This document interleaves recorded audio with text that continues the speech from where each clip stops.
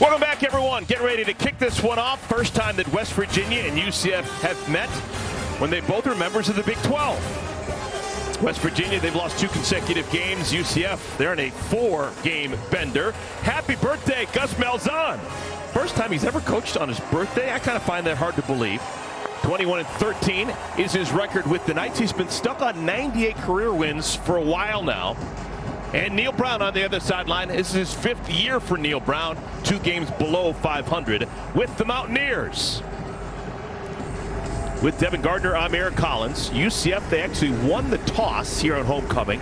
And they said, you know what, we want to start on defense. So West Virginia will receive the opening kickoff from Colton Boomer.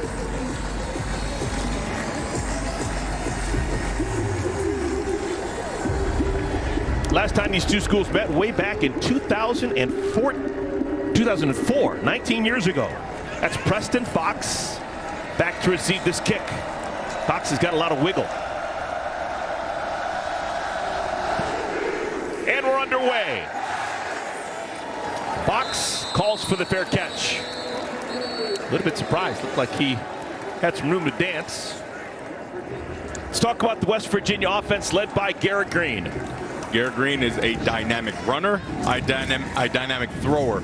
He leads the country in yards per attempt. I mean, he is driving the ball down the field. He has a 53% completion percentage. Don't let that fool you. He takes big shots down the field, but his legs are the most important thing to this offense. That's a big number. Almost 17 yards per completion for Garrett Green. He's up there. He's got a monster in front of him. Zach Frazier, his center, is everyone's All-American. Does a phenomenal job. Green wants to take a shot on first down. He's got a man, and it's incomplete. Wow, looking deep down that field for the big shot to E.J. Horton. Damari Henderson was Johnny on the spot. Breaks it up. I love it. Do what you do. Be who you are, and you expect that they're going to get the ball on the ground here as you look at this defensive front for UCF. Tremont Morris-Brash is a guy that on those obvious pass situations, those third and long situations, he's going to be trying to get after the quarterback. We highlight Jairo Wilson. He is playing in place of DeJordan Mask, who is out. Second down run to the edge. Jaheim White has the first down. 12-yard gain. Walter Yates on the tackle. You could already see, early in the game, the threat of Garrett Green as a runner. That defensive end, that's the edge setter, and that time it was Seliskar. You can't truly commit to staying outside because Garrett Green is just as dangerous, maybe even more dangerous when he has the ball in his hands. Now it's Justin Johnson's turn in the backfield.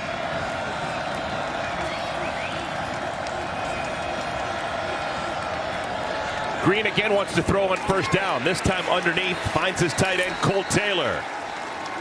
Short gain for Taylor. That's the 21st catch on the year for the junior tight end. Gain of 4. I love what offensive coordinator Chad Scott is doing right now with his quarterback. You get him that nice shot early, you get a run going, and then you go to the easy stick route.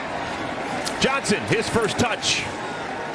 And he's brought down short of the line to gain, but it's going to make it third down and short. Gain of 5. And Garrett Green coming home, kind of. He is from Tallahassee, Florida. This Mountaineer offense is really exploding in the last 2 games, and it's because of Garrett Green and what he's been able to do on the ground with his legs and taking those big shots downfield. Now they're in this third and medium area. This is not this area where they had some success. So third down and 1. Power football, and looks like he's just right on that line. UCF defense saying they stopped, and they did. Wow. They didn't give him the line to gain. It is fourth down. And the offense is going to stay on the field for West Virginia. They'll bring in their jumbo package.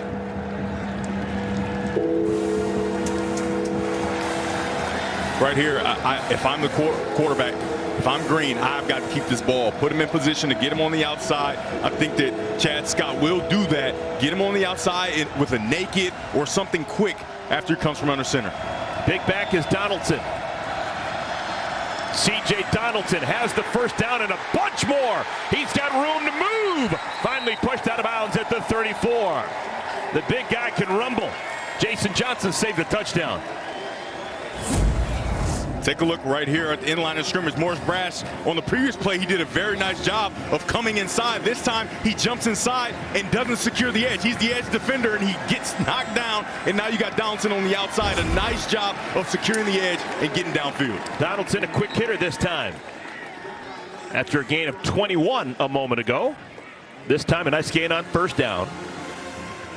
Donaldson has 6 touchdowns on the season, uses that 6'1", 240-pound frame well. That's a gain of 9 for Donaldson. He's so kind of slight. He doesn't look like he's moving super fast, but he's getting through and making big plays, and he's a big, strong guy. Tight end Traylon Davis was the man in motion. Green, play action. Man's open. Caught inside the 10. Devin Carter. Just a sail. You're going to go here, and you're going to get a post over the top. A nice job of getting on that naked bootleg, kind of cutting the field in half, allowing your receivers to get open, and you got to navigate that throw over the flat defender, but before the safety can get over, nice job by Green. Everyone associated with this West Virginia program beaming right now. They have really struggled coming out of the gates so far this season. First quarter offense has been an issue.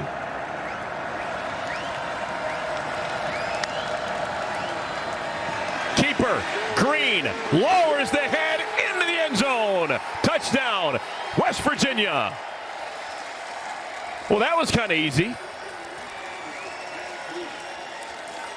What an impressive drive for the Mountaineers. I mean, seamless to say the least. You can get pullers coming around here and then leading through. A nice job of Green just being patient, going with the fake, and then ducking his head and driving his legs to get in the end zone.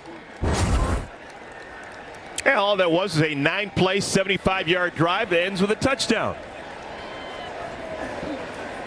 I mean, wow. We just kind of highlighted in the first quarter, they haven't been successful, and they find a way to get out there, convert a fourth down, and continue to drive the ball down the field on the arm and legs of Garrett Green.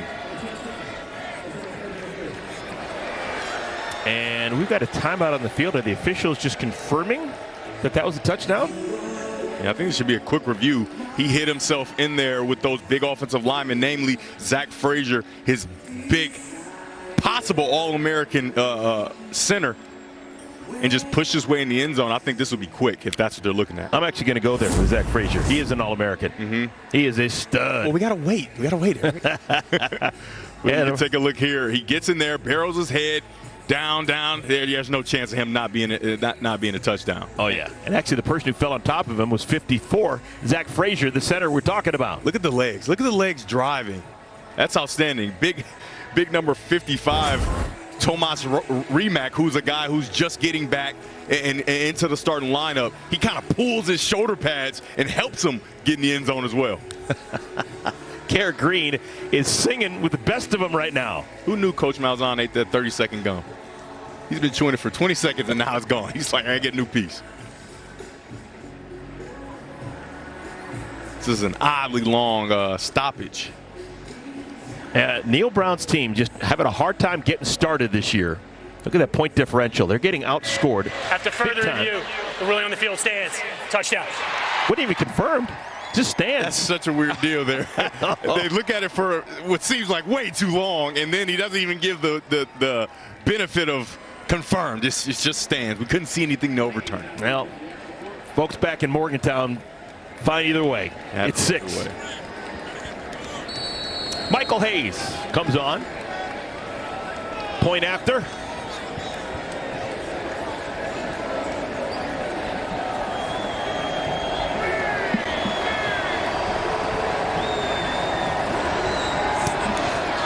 And close to perfection for West Virginia.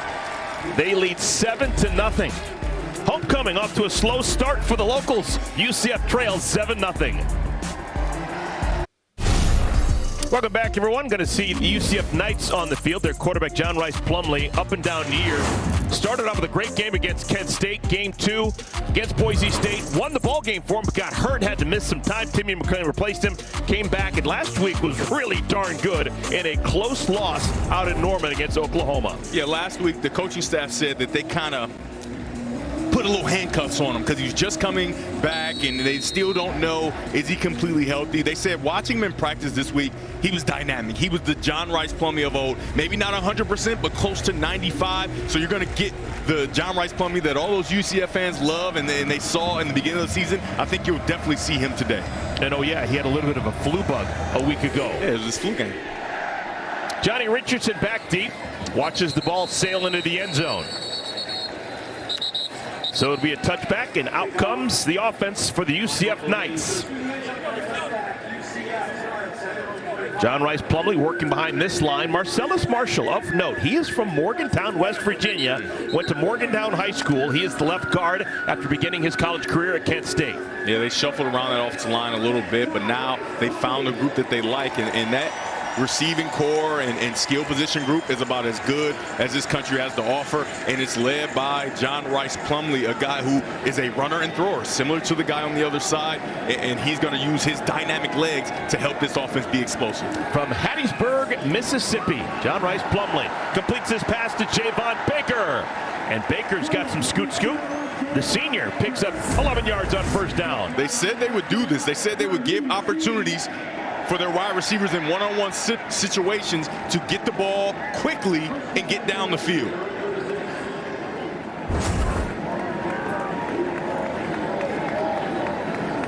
UCF's been on the road for a long time.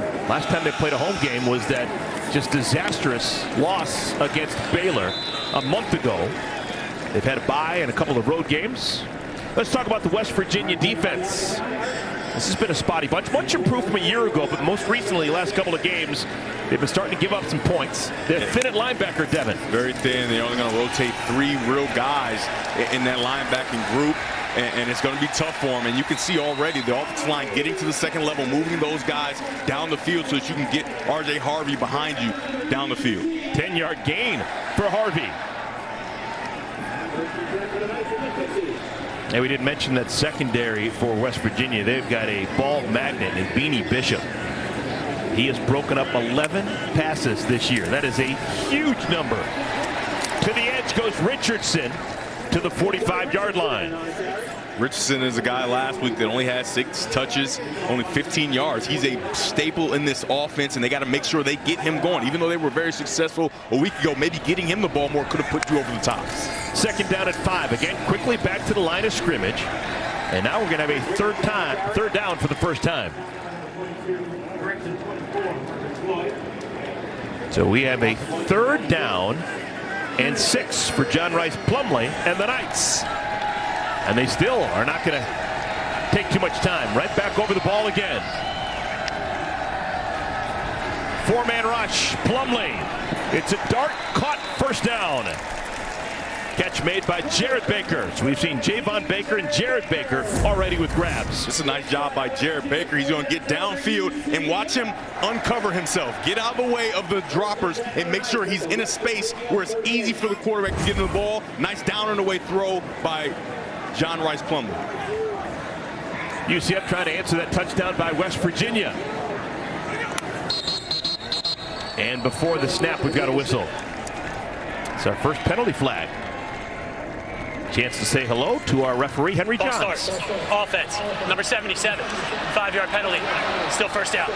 Lokai Paole with the penalty. And these referees, they have eyes like I've never seen. Take a look. He's right here. The movement is so minuscule. I mean, I don't even see it, essentially. Yeah, it was. They might have saw something I didn't see there. On 1st and 15, they run it, and R.J. Harvey picks up what they lost on the penalty.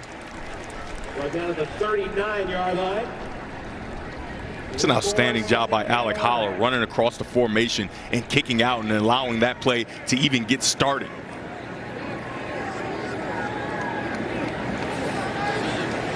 Richardson still the back in the game for UCF.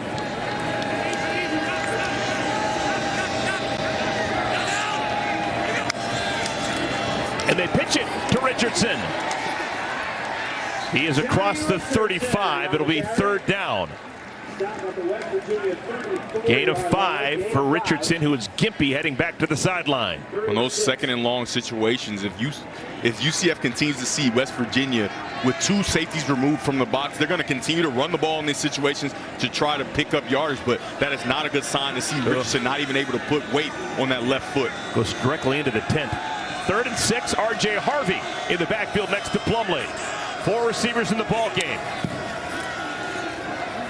Plumlee. Caught. Touchdown. What a play. Kobe Hudson.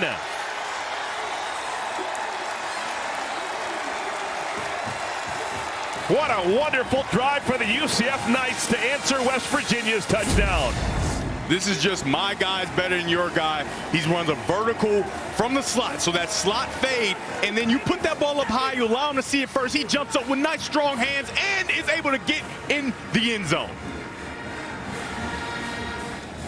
Kobe Hudson is a stud wide receiver, and you couple him with Javon Baker, and this is a formidable bunch at the wide receiver position for UCF, and John Rice Plumlee makes an outstanding throw down the field. I've been impressed by 3 quarterbacks already today. Garrett Green, John Rice Plumlee, and you, Devin Gardner. You predicted these quarterbacks were both going to have wonderful days, and so far they have both been close to magical. Absolutely. Really good stuff. All right, let's keep on keeping on. 7-7 tie in Orlando. Coming at UCF, and this is a tradition. Look at this. You just race into the reflection pond, and you try and catch rubber ducks. John Rice Plumlee was there, and looked like the entire student body was there. This is nutty. It seems very unsafe, but yeah, right? You got these guys running no shoes on. You see the young lady out in the front just bowling people out of the way to go get her duck. Well, clearly it works. Knights have won their last 6 homecoming games. 28-12 in 40 all-time homecoming games. Bounce house. Look at that. You can actually see things bouncing. Yeah, the camera's shaking. It's great.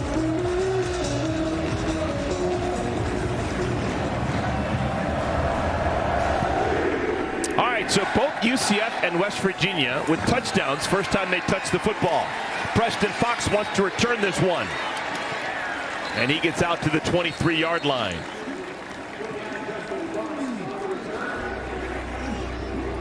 Eric, we talked about how similar these 2 quarterbacks were. Both quarterbacks lead their teams on drives of 9 plays, 75 yards. Exactly. Identical. Mirror images. Unbelievable.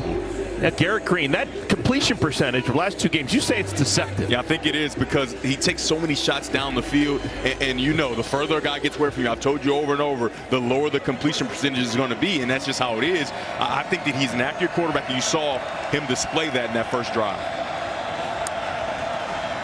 Green, keeper. Green spins and picks up a first down. Jason Johnson with the tackle, but not before Green marches right down the middle of the field. The exact same play they used on the touchdown. You're going to get Puller out, Puller leading through, and now you get Garrett Green with great ball security getting vertical down the field. Little dump out. Catch is made by Rodney Gallagher. Just the 3rd catch on the year for the true freshman, Gallagher from Uniontown, Pennsylvania. It's a nice job by Gallagher because he catches the ball, and he could go down right there, but no, he spins away and gets a little more. He gets 7 on that when it looks like he should have got 2. Talked to the coaching staff earlier this week about him. They said he's got special ball skills. He's got special running skills, too. That was pretty cool. Like a ballerina. 2nd down to 3. Justin Johnson, the back in the backfield. Green takes a shot 20 yards down the field, nobody home. Yeah, it's a flag. I was waiting for the referees. You got 2 guys looking at it, and he was there way too early, and I think it would have been a completion had he not been there, so they're going to get a 15-yard penalty on Henderson. Pass interference.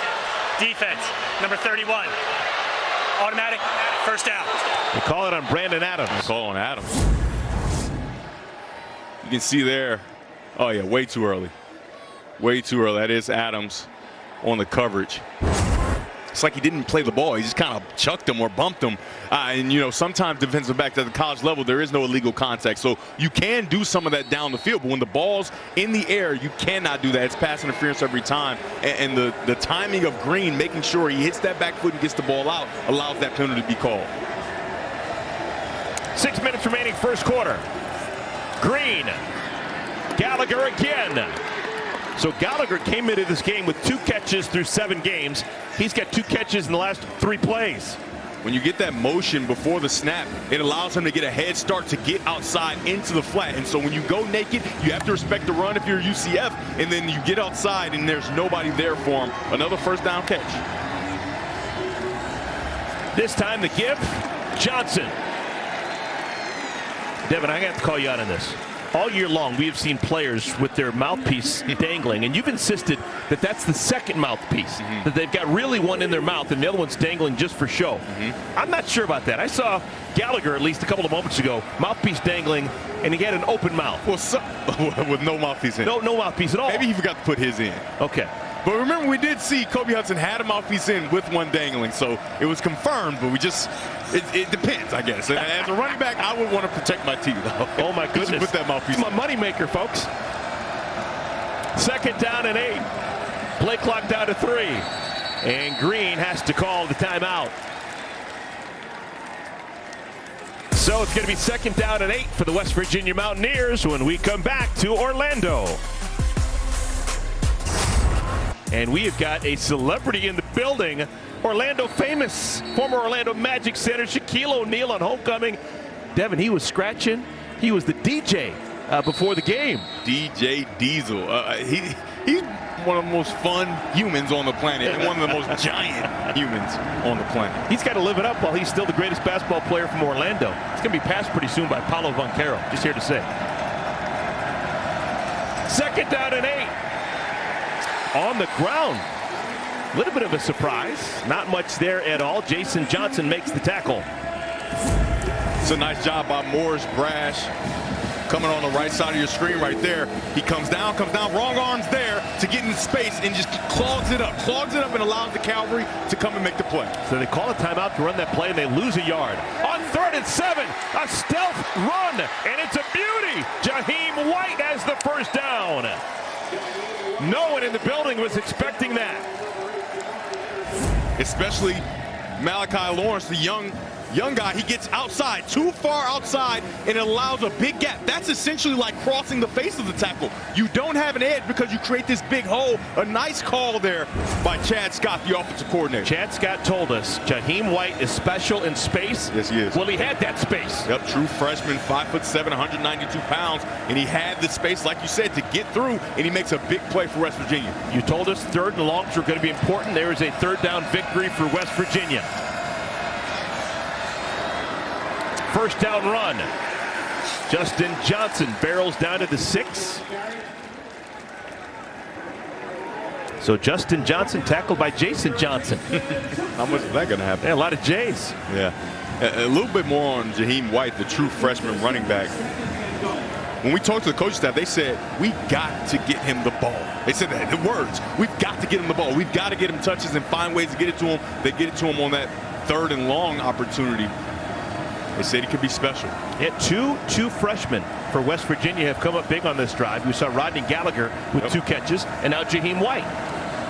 8th play of the drive. Play clock down to 2. They just get it off.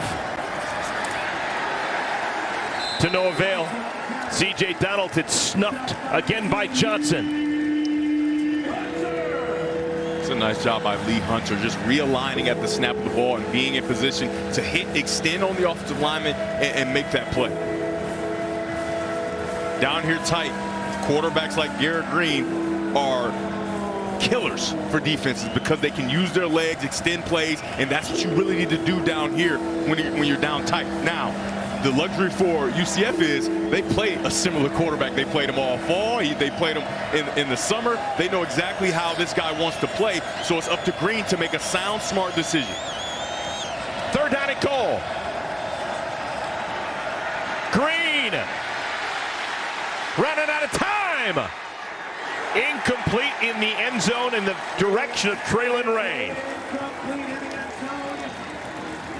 And the field goal unit will have to come on. You'd imagine. It's a nice job. They bring 6 guys. They have enough to block them, but they just keep them in the pocket. Keep them there. Keep them there. And then once he tries to get out, you race and go make the tackle. Nice job by Seliskar forcing that ball out and forcing that errant throw. And some concern right now for West Virginia as their right tackle, Doug Nestor, is down and in pain.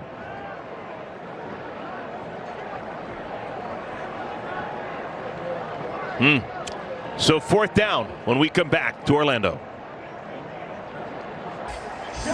We are back, 2:04 remaining in our first quarter. Neil Brown's offense, second consecutive drive, matriculating down the field effectively, but this time they stall and they'll have to go for a field goal. Michael Hayes will come on. Chip shot field goal for the junior kicker from Florence, South Carolina. Eric, with all these UCF defenders up at the line of scrimmage, it looks like they're going to try to come after it.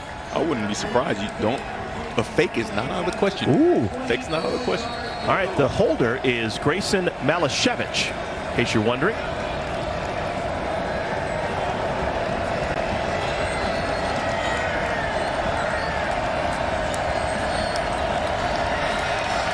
It's the first call you got wrong all year, Devin. I know. It's okay. You went out there, you tried.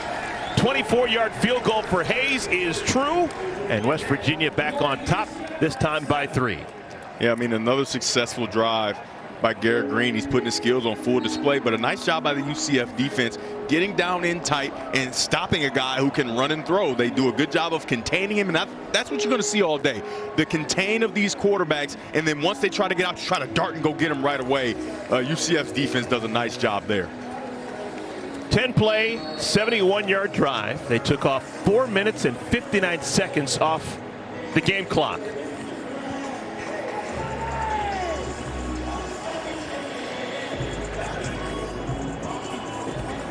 Homecoming UCF. This is a school that was founded not that long ago. It's actually the youngest FCS school, Power 5 school, founded in 1963. The second youngest university in Power 5 in the Power 5 schools is Houston, and that was 1927 when they were founded. So not only is UCF a young school, it is a very young school.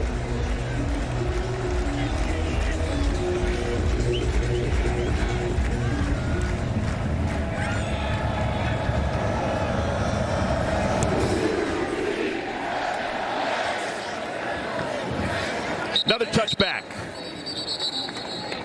And the good news there for UCF, Johnny Richardson, who was banged up last time they had the ball, he was back deep to return the kick. So looks like he's okay. Yeah, but this linebacker room has been dismantled by injury. You can see these 3 guys, and this is why I talked about the linebacking core being a little thin. Trey Lathan is a huge loss. He was having his best game against TCU and really coming on, and he helped the overall team speed at that linebacker position. But now they're going to have to play a freshman, true freshman, Ben Cutter, out of Denver, North Carolina, and then Lee Koba, a more veteran guy that you see on your screen right there. But they said he gets gassed sometimes because he just doesn't have many people to spell him. Plumlee. Quick hitter. That is Richardson. Gain of 6 on first down. The entire basis of this UCF offense is numbers. It's a numbers game in the passing and the run game. They did a nice job of getting the ball outside where he has numbers, and he does it again. This time Trent Whittemore. That's the first catch of the year for the transfer from Florida. Eric, that looked like a foregone conclusion that this big guy is going to fall forward for a first down, but Anthony Wilson comes down and lays the hammer to stop him in his tracks and create a 3rd and 1. First down and then some. Look at that wonderful run by Richardson. He has got some zuzu getting to the edge. I think it's safe to say he's healthy. Watch him get there. What? Excuse me. What a move. Yeah, if you're 5'7", you better have some scoot to your game. Back-to-back carries for Richardson. After gaining 17 a moment ago, this time just a handful of yards. We're going to call that one a gain of... And he's a tough guy, right? Because when he jogged off the field, he couldn't even put weight on his left leg, and now he's got guys reaching for air. Gain of 3 for Richardson. 5 carries, 29 yards for the senior from Lake Wales, Florida. 2nd and 7. Plumlee just runs it out to the 42-yard line. The 3rd down and short. It's a nice job by West Virginia. They go to their 3 sky look where they sky, cover up the flat, but they also have 3 defenders back. There wasn't a lot of space to get the ball downfield. Nice job by Plumlee there, but take a look at the offensive explosiveness, all leading the Big 12. They have been dynamic in creating explosive plays, which every offense in the country, they go in saying, hey, we got to create this many and we think we can win. UCF is doing that. They just haven't found a way to finish games. 3rd down and 4. Barreling forward, short of the line to gain. R.J. Harvey, Jared Bartlett, and others on the tackle. And it's 4th down. And if you're going to run that play on 3rd, that means you're going to go for it on 4th, right? I think so, especially when you have a quarterback who the play clock's running down there. They're going to get some time to think about it. That's the game clock there. Yep, it's the end of the 1st quarter. Gus Malzahn on his birthday has a decision to make as we come back for the 2nd quarter. It'll be 4th down and short. West Virginia leads UCF by 3. On a week ago against Oklahoma, some good things. This team lost by a couple of points. And now off to a better start offensively than a week ago against Oklahoma out in Norman. Yeah. And on this 4th down, you have to remember John Rice Plumlee is at full health, so speed option, getting him on the edge, and the quarterback draw might not be available because they have too many guys in the box right now, but they go to it. 4th and 1 and just pushing forward to move the sticks. Yeah, Plumlee's healthy. You mentioned that the coaching staff limited him with some of the play calls a week ago. That's not happening anymore. You're exactly right, and you can see the limit is off. The handcuffs are off. You're allowed to see the Plumlee that the UCF fans love. Uber athlete, folks. He can do whatever he wants in virtually any sport he wants. Plumlee to throw. Hasn't had an incompletion today. And there's his first. It's a pickoff. How about that?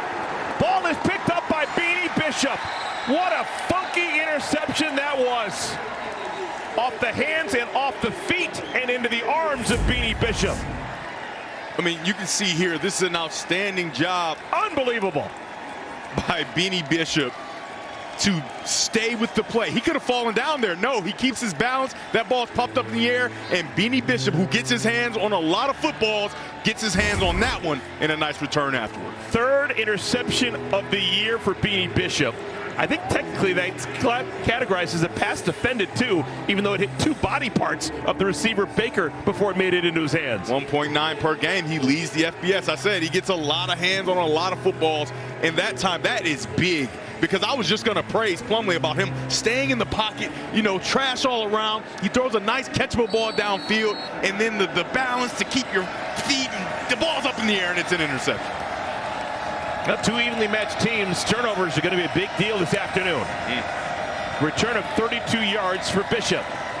Green looking for a sudden change. Incomplete. That was his worst pass of the day. That had a chance to be a big gainer. Cole Taylor was frolicking deep in the secondary. Yeah, I think that Green thought he had to feather it. He thought he had to navigate the ball, but he had a window to drive that ball right in on his numbers to make the play. You can see him telling Taylor right there, hey, my bad, I got you. Because he's an open target down the field, and a big one at that. Big number 87, 6'7", 250. Hard to miss. Hard to miss. Green missed him there. 2nd down at 10. West Virginia playing from the lead, which has not been a common occurrence this year. Especially early in games. 3rd down now. I mean, this guy may be my favorite player, number 55, John Walker, the true freshman. They love him in that building, and he just made that play to create this 3rd down and long situation. And we talked about it before the game. 3rd down and long is going to be big for both teams. Walker helps to set up a 3rd and long for this West Virginia offense. Big get out of Kissimmee. Walker has played since day 1. He's a true freshman who has earned his keep. Tight split usually indicates getting across the field. 3rd and 9. Green caught. That's a touchdown. Devin Carter. That's a first down. Devin Carter to midfield. Another sail pattern. We saw this earlier in the game. Get on the move. Allow your wide receiver to work in the slot. This is a guy who they moved to the slot. Devin Carter was an outside receiver. They moved him inside. He was having some trouble against press coverage. They wanted to get him some more free release opportunities. There, free release, he turns the DB around and makes a play for his quarterback. Mountaineers 2 consecutive losses. Playing with energy here in our first half. Gallagher. Third touch of the game for Gallagher, and he continues to impress. Man, he is slippery, huh? He gets down the field, it's a lot of traffic, and he just sticks his right foot in the ground slowly and slightly moves his hip out of the way. Watch it here. Just a little, excuse me, and gets right past the defensive back for a big first down. And Gallagher, we did not think he would be that important to this offense, but he is a prominent part to start this game. Already 100 rushing yards for West Virginia. Donaldson pushes forward to the 35. Tackle made by Tremont Morris-Brash.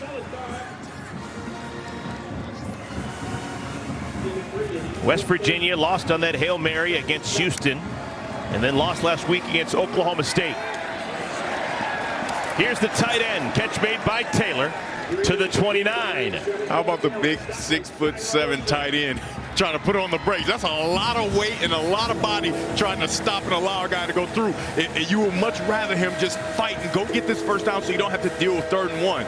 But they've done a very good job of using Green to get him on the edge or to just run him with the football, and he's done a nice job picking up first down. Pretty cool that West Virginia has a guy named Cole on their team. I approve. Should mention that the new right tackle for West Virginia is Nick Malone. He is from Morgantown High School. He wears number 58. He's replacing Doug Nestor. 3rd down and 1. Power football, and it works. Another first down for the Mountaineers. Leading the way, man, we just talked about 58, Nick Malone. The one thing that this offensive line is doing a very good job of in the run game is getting to the second level. You see around the country, so many teams, they want to get to the second level, but they're just not able to do it. They're able to do it there with their double teams, and they call them deuce blocks. You double one guy and then get to the second level. They get it there to create a first down. Malone's a former walk-on. Mentioned that he is from Morgantown. When in doubt, give an opportunity to the local kid. He will give you that extra effort, and that's what Malone does. Green, dump down. The man they call Cole, down to the 10. Cole Taylor has been a force on this drive. You're going to see Cole Taylor come around and get into the flat. Yet again, Selskar just removes himself. He has to worry about that run game. He's trying to trace it down from behind. He makes a lot of his plays by hustling, and he hustles right past the guy into the flat. Jaheim White to the 3-yard line. Second consecutive drive, the 2 freshmen, Gallagher and White, have been influential. I think they can capture the edge right away and go with that outside pitch. Or the other edge. White's got it, and White's got a touchdown. Either edge, right? Either edge. Touchdown, West Virginia, their second touchdown of the half. Again, watch Selskar. He's supposed to be the edge setter. He doesn't do a very good job, and it allows for the young freshman White to get outside of him. There may be a little bit of a tug there, but for Selskar, you have to sell it. You have to try to go get him so that you got a little danger just there. I don't know what just happened there, but he looks like he's fine. But that's an outstanding job of noticing. The edges are soft. They can capture it right away. White captures it on the outside and gets in the end zone.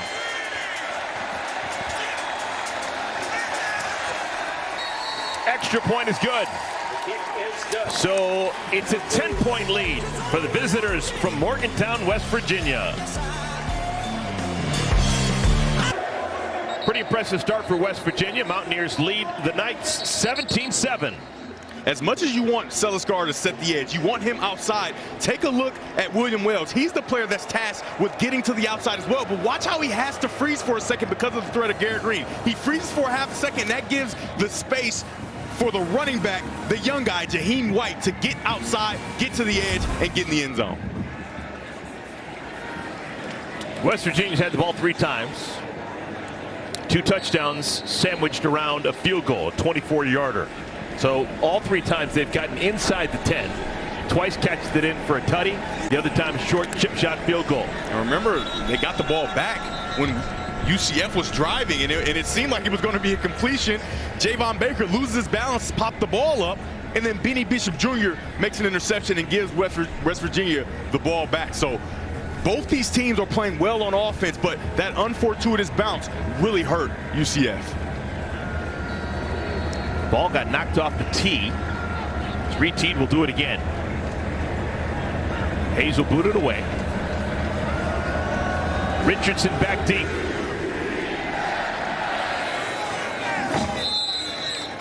Touchback. College football action continues next on FS1. Purdue going to take on Nebraska, Big Ten action. Then at 7 Eastern, 5th-ranked Washington's going to battle Stanford. And then the nightcap, 10:30, watch UNLV versus Fresno State. It's all coming up next on FS1. Last week, we said that Washington stubbed their toe, and they almost did. I said no way. You said no way, and they almost did. From a separate game, the announcer's jinx almost takes over. Hey, I've been doing college football many years. Stanford generally finds a way to get one improbable win a year. Could it be tonight? Woo! What an open field tackle that was. Malachi Ruffin laying the wood right there. Gain of 4, but a heck of a tackle. That's a cornerback. Watch him come in and just lowers the wood.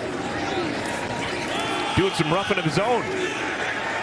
Back-to-back carries. Richardson, nothing there. And it's quickly 3rd down. Jalen Thornton on the tackle. Number 97. When your offense is playing the way they're playing, you can see this West Virginia defense playing inspired. This could be a quick 3-and-out. Nope, catch is made. And just getting over the line to gain is Jared Baker. 2nd catch of the first half for Baker. They try to bring pressure off the edge, and a nice job by Richardson picking it up and giving the opportunity to get this ball downfield. When you bring pressure, you have that safety over the top. He's getting over a little late, so he doesn't want to get beat deep. He gives up kind of those short throws. Nice job by John Rice Plumlee not being afraid of that blitz and getting the ball out for a 1st down. Plumlee's thrown the ball 7 times. Ball still has not hit the ground. 6 completions and an interception. And around. This is going to be out to the 40-yard line. Jared Baker tripped up by Aubrey Burks. Gain of just 2. Looked like maybe there's going to be more than there was.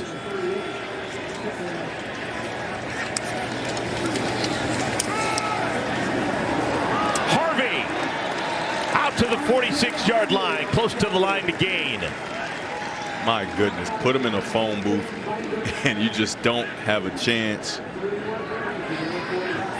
He's just shy though. So it's 3rd down and a yard. Again, quickly to the line and doing some more dancing. I thought that may have cost him, but it doesn't. R.J. Harvey gets the 1st down. That's such a good job by Harvey, finding a way to sift through. He's so patient in the way he runs, but he has that great explosion and burst once he sees an opportunity. There, he gets behind those big offensive linemen, shuffle, find it, and get through and get the 1st down. Doesn't he seem bigger than 5'8", 195? Yeah, when he makes contact with defenders, you can see that he feels a lot bigger. He's got those old school shoulder pads, too. Makes him look maybe a little bigger than he is. Another carry for Harvey. Behind those shoulder pads, he's got room. The dead leg down to the 20. Tackle made by Raleigh Collins, but another big gain. Get those big fellas around and allow Harvey to move and get through. Look at the patience yet again, finding his way, allowing his blocks to get set up. Kite is leading the way, and Harvey gets through. He's going to need a blow now, though. All right, that monkey jumped on his back quick. He had 3 runs in a row. He's a little tired. Get him out. Get him back in there soon. But not so shabby. Johnny Richardson is in. Harvey had 101 yards a week ago out in Oklahoma. Johnny Richardson with that carry. See this UCF defense, this offense leaning on this West Virginia defensive line and trying to find a way to get this running game going. You can see John Rice Plumlee is playing well down the field, throwing the ball, but you keep that running game going, you're next to unstoppable. Ninth play of the drive. Design quarterback keeper. Plumlee weaves inside the 10.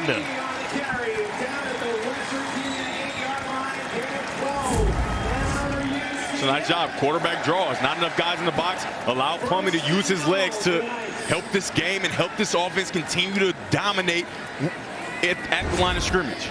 Does that knee brace slow Plumlee down at all? You know, it's so weird. The one game I wore a knee brace, I was for 120 yards the most of my career. I don't know what it is, but maybe it's because the defenders think you can't run as well. But Mason, it works that time. Back-to-back runs for Plumlee. This time he scores. Touchdown UCF.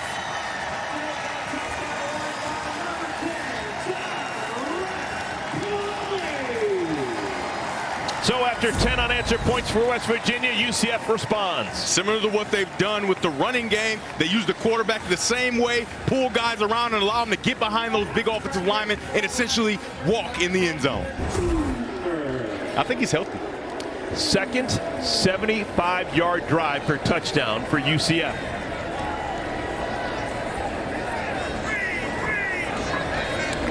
Colton Boomer. And it's a three-point game. Offense hadn't been a problem for either side. 17-14, there's our score. Back in a moment. Welcome back, and take a look here what this jet sweep does to the defense. They get guys running with it, and so when you remove defensive players with the jet sweep, you only have 3 guys that are there to make the play on John Rice Plumlee. Very nice job of designing that play, getting those offensive linemen around to block and get the quarterback through the hole. I've heard really smart offensive coordinators over the years talk about designing good offense is just about math. Yeah. Understanding numbers when you have the advantage or when you don't have the advantage. Yeah, you want to create winner angles. You want to create good math for you, and that's what they did there. Good math. I like that term. Well, West Virginia and UCF going toe-to-toe. Really the only misstep we've had in the game. Plumlee threw an interception, which was really no fault of his own. It was a ball that bounced off his receiver. Baker's hands and feet went into the air, was picked off by Bishop. Hands and feet. Yep. Free kick out of bounds. Kicking team. Ball be placed at the 35-yard line. First down. Well, we knew this coming in. These teams are not penalized a lot. That's just our second assessed penalty for either side in our ball game. Back in a moment. Homecoming weekend. UCF, they trail West Virginia by 3, 17-14. 5:50 remaining in our first half. Look what the Mountaineers have done, Devin. First 3 times of the football. Minimum of 9 plays every drive. Yeah, man, I made it clear that Green was going to come out, and a lot of this has been Green. Him in the run and the pass game. Even sometimes when he doesn't have the ball in his hands, the threat of him is freezing defenders and allowing his runners to go. So Green is the catalyst for this offense, and if he can continue to play clean football and just take what the defense gives him, essentially, they'll have a real nice chance. 77 yards passing for Green, 18 yards rushing. Green wants to throw under duress. Just got it out in the vicinity of Preston Fox. Second down and 10. See, a play like that, in my opinion, that's a plus play for the quarterback, but it goes against his stats as far as completion percentage is concerned. He finds a way to get out of danger. This time, UCF's defense is in position. They have the edge protected. He finds a way to retreat, and throw that ball away. It's an incompletion, but I think that's a positive play for West Virginia. Garrett Green's father played Major League Baseball. Backup catcher, 4 different teams. Kind of cool. This is Gallagher. Getting a lot of playing time. Second carry for Gallagher. He's also caught 2 passes. Malachi Lawrence with the tackle. Well, maybe it's that time in the year, Devin, where young players get more opportunities because they've shown that they can do it in practice. Yeah, you get an opportunity to self-scout. You get an opportunity to see what are we good at, what have we not been so good at, which freshmen can contribute. As you can see, Yates kind of getting off the field gingerly there. It's good to see him walking under his own power because this offensive line has played well and they've gelled well together, but you want to make sure you keep them intact. Yates has played all over the line this year. Started at left guard and right guard. We expected to see Jaquay Hubbard play some, so I'm assuming Hubbard is going to come on and replace Yates at right guard. And he has, yeah. So 66, new right guard is Jaquay Hubbard. Remember, he is next to number 58, Nick Malone, who has replaced Doug Nestor. So the right side of the line, right guard and right tackle, both non-starters in the game right now for West Virginia. 3rd and long, they've loved the sail concept. Line holds up. There it goes. Green has plenty of time, and he gets the first down. Devin Carter. It's a nice job by Carter. Same thing. You get on the edge, you allow your quarterback to run or throw. He checks backside to make sure he doesn't get that easy throw, and then he gets on the edge. And Carter, again, they moved him inside to make sure he gets those free release opportunities. He is killing this UCF defense with that sail route. Green has thrown to Carter 3 times. Every time it's been a completion for a total of 47 yards. West Virginia, again, has crossed the 50-yard line. Nothing's really slowing him down. Green. This kid is slippery. Another positive run for Garrett Green. He picks up 7 yards on first down. He's slippery, and how about the ball security? Watch Morris Brash come in and reach his hand in there and pull that ball. But he holds on tight and is able to get more yards after. That ball security is so important. You cannot give this ball back when you continue to have success on these 3rd downs. And the difference in the game was the turnover when UCF gave it over to West Virginia. Justin Johnson. He's got the first down. We're under 4 minutes to play in our 2nd quarter. The question now is, when does UCF feel like they need to move those safeties down? Get those safeties down into the box so they can help in the run game. And that is the very moment that Chad Scott, the offensive coordinator for West Virginia, is going to allow Green to go play action and drive that ball down the field. You can see right now, they're just a little bit lower than they have been. In case you're wondering, West Virginia still with 2 timeouts. UCF with all 3 of theirs.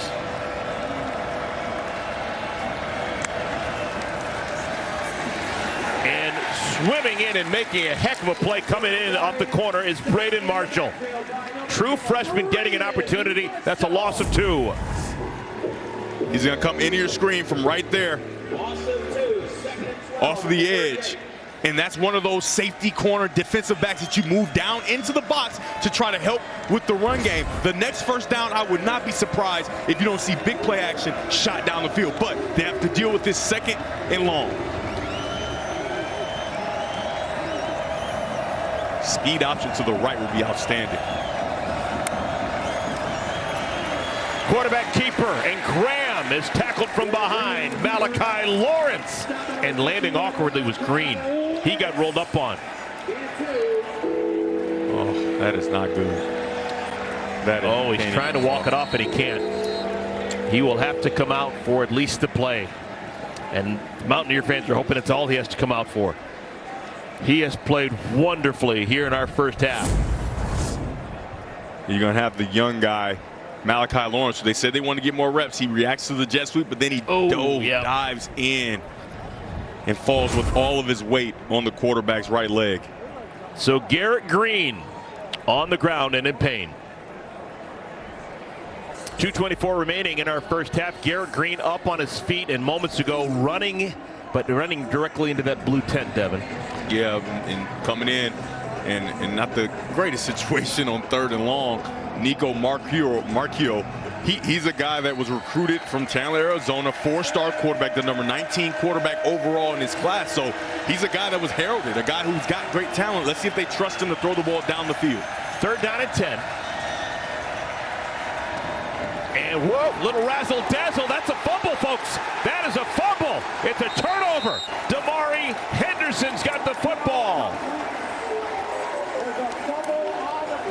Interesting. Really on the field. It's a catch. It was a catch, a fumble recovered by the defense. Was fumbled away. Yeah, Jalen Anderson, this is a good pitch. He just takes his eyes off of it. He thinks that he has it, and he doesn't. And because it's thrown backwards, no matter that he bumped it forward, it's a fumble, and Henderson is Johnny on the spot, as we've seen him do throughout this season. I think that Jalen Anderson knew he was about to get slammed to the ground, and he took his eye off the ball.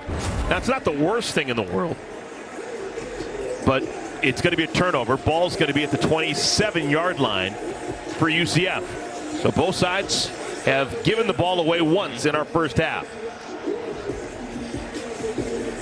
Plenty of time, you'd imagine, for Gus Malzahn and his senior quarterback, John Rice Plumlee, to do some work.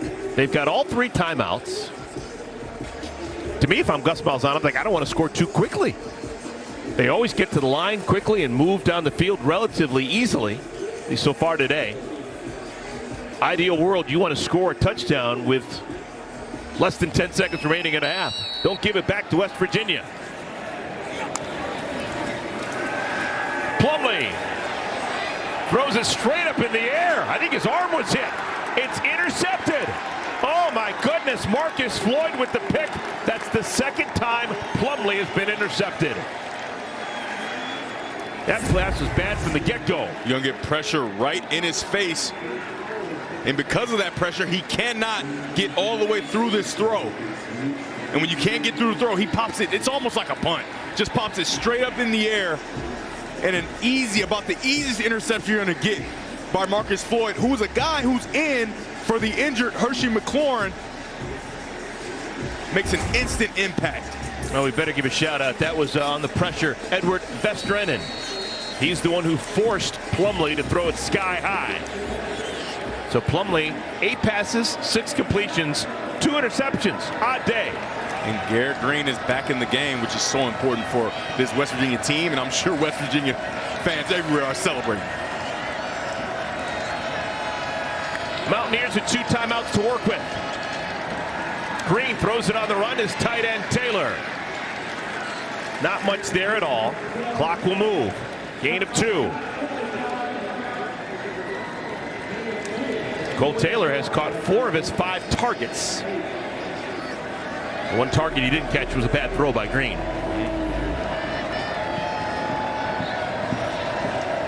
Mountaineers taking their time. We've seen those sail patterns on 3rd and long. I wouldn't be surprised if you don't see sail pattern here and a double move.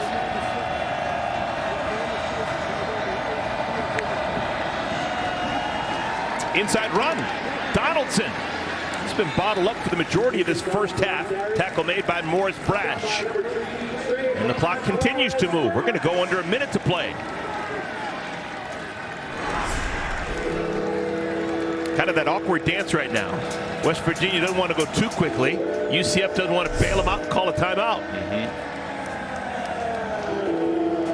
Garrett Green has been very efficient on 3rd down today. And right now you can see these safeties are outside of the box. If they don't bring them down, I wouldn't be surprised if you don't see another run here.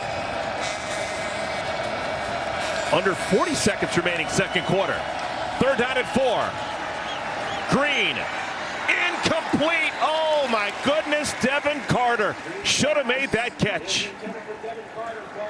That's tough on multiple levels. It stops the clock and it brings up 4th down. Yeah, he goes on the shallow cross and he sees open space and he just settles down, which is what you should do. But he settles, but he continues to drift. And now the ball is just a bit behind. But even with that, that has to be a catch. You get both hands on that ball, you can frame it up, you got to make that play. That's a tough break. I'm old school, man. I think he dropped that because he had gloves on. I'm telling you, man. You feel the ball when you don't have the gloves on. So the punt unit comes on. Didn't know one existed. We haven't seen a punt all day long. This is going to be the first punt for either side in our ball game. Timeout. Yeah, West Virginia has to use a timeout because they're going to get illegal substitution. And I think it's a smart timeout. You don't want to sacrifice field position and not punt this ball away. Pin him down deep, 34 seconds to make sure you get out of this half with the lead. While we have a moment, let's get a preview of the State Farm halftime show. Here's Mike Hill. Coming up on a spooky State Farm halftime, Oklahoma looks to remain perfect on the season. Penn State tries to bounce back, and we'll preview the game of the day between Oregon and Utah coming up later on Fox. But right now, Eric and Devin, back to He went there. Yes, he did. Yes, he did. I tell you, Mike Hill, his closet, I think, is probably bigger than my garage. Oh, 100%. Garage? This is probably bigger than my house. Oh, it's over. My goodness, he has got it going on. Here's Oliver Straw. He's got a long way to go to be the most significant football-playing Oliver in West Virginia history. Oliver Luck. Great quarterback back in the 80s. Oh, almost fell down. That was a unique delivery by Straw. He leaned so far back, almost fell onto his numbers. 40-yard punt, no return. And how frisky do you get with your senior quarterback, John Rice Plumlee, who's already thrown 2 interceptions, Devin? Yeah. I don't think you get too frisky. I think you just kind of go in the half. You understand what you're capable of doing. You understand he's got 2 interceptions. They're not true interceptions, in my opinion, not bad decisions, because I think he had his receiver streaking down the field, just couldn't get the ball there on one, and then the other one he made a good throw, and it was popped up in the air. Backed up here in this black zone, I would not, especially with West Virginia not having many timeouts left. Plumlee designed quarterback run. Well, maybe this will change what they're thinking about. Gets out of bounds, 21 seconds remaining. Now, only 6 seconds off the clock. You get to keep all your timeouts because he got out of bounds. That will make you want to try to get this ball at least into field goal range. I think they have the quarterback to do it and the time to do it, and Boomer has a big leg. For those wondering, UCF is going to get the ball first to begin our second half.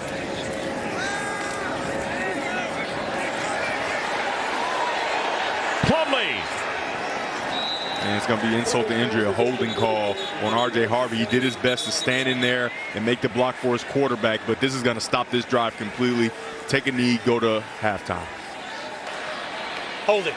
Offense. Number 7. 10 yards to the previous spot. Still first down.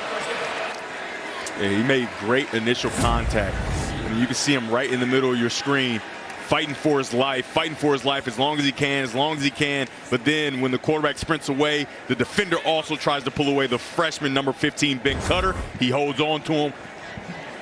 Got to take a knee here, in my opinion. Third penalty of the first half for UCF. West Virginia has been penalty free.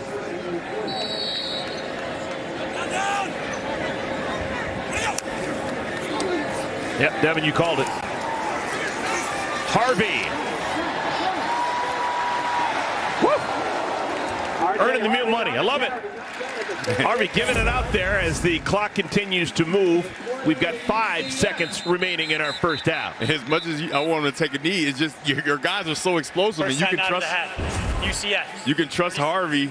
So now they're going to go deep in their bag and try to find some kind of play to make sure they maybe get some points here. I personally would not risk too much, just because, you know, with throwing the ball around like at the end of the game, what if West Virginia gets hold of that ball and takes it to the end zone? So I would be very conservative here, knowing that in the second half we can go look at what we've done, kind of build on that, and our quarterback's playing well.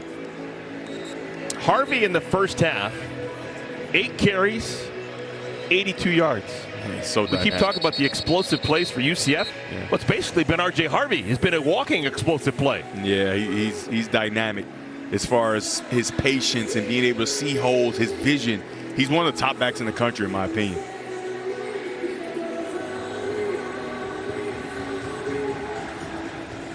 So 5 seconds left. Not a lot of options here.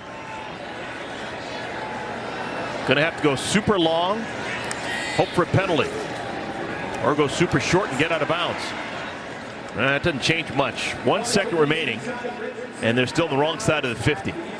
Can Plumlee get it to the end zone from there? I think, what is that? That's 55. Yeah, I think he can get it there. So he'll throw it from about 60. I think Plumlee can definitely get the ball 60 yards in the air to the end zone. So I think that's what they were thinking. Hey, we get a couple more yards, we can throw a Hail Mary and try to get this ball in the end zone. I'd be impressed if he could get anywhere close to the end zone. Yeah. That's a big He's a baseball guy. 9 out of the half. Yeah, but he's throwing a football. I'm sure he can throw a baseball that far. I don't know if he can throw a football that far. You know, Eric, 60 is not that far. Most top quarterbacks can throw that far, but I've got something for you, Eric. What do you got for me, Devin? How about that Gardner group of 5? The standouts from week 8. From outside the Power 5 conference, Jalen White, Naquan Wright, Marquez Cooper, Reggie Brown, and a defensive player. What? Jamarius Lewis, 7 tackles, 1 sack, 1 forced fumble, and 2 interceptions in their win. Outstanding for the Lobos. Devin, that's what makes you special. You're the bluest of the blue blood, man. You played at Michigan, man. Doesn't get any more Power 5 than that. Yeah. Starting quarterback for the Wolverines, and you're giving love to the group of 5. Gotta give love to the group of 5. Nice job by these guys in week 8. Hey, at home, send in who you think. You got fans of these smaller programs who don't get all the love nationally. We'll give you some love here with Eric Collins, Devin Gardner. I love it, the warm fuzzies. So this should be the final play of our first half. And Plumlee, short and underneath, going to pad some stats. The old Tyreek Hill throw and then get blockers out in front, but number 10, Jared Bartlett, having none of it. So that will do it for our first half of play. Offense wasn't a problem for either side. West Virginia leads 17-14 over UCF. Stay tuned for the State Farm Halftime Show after the break.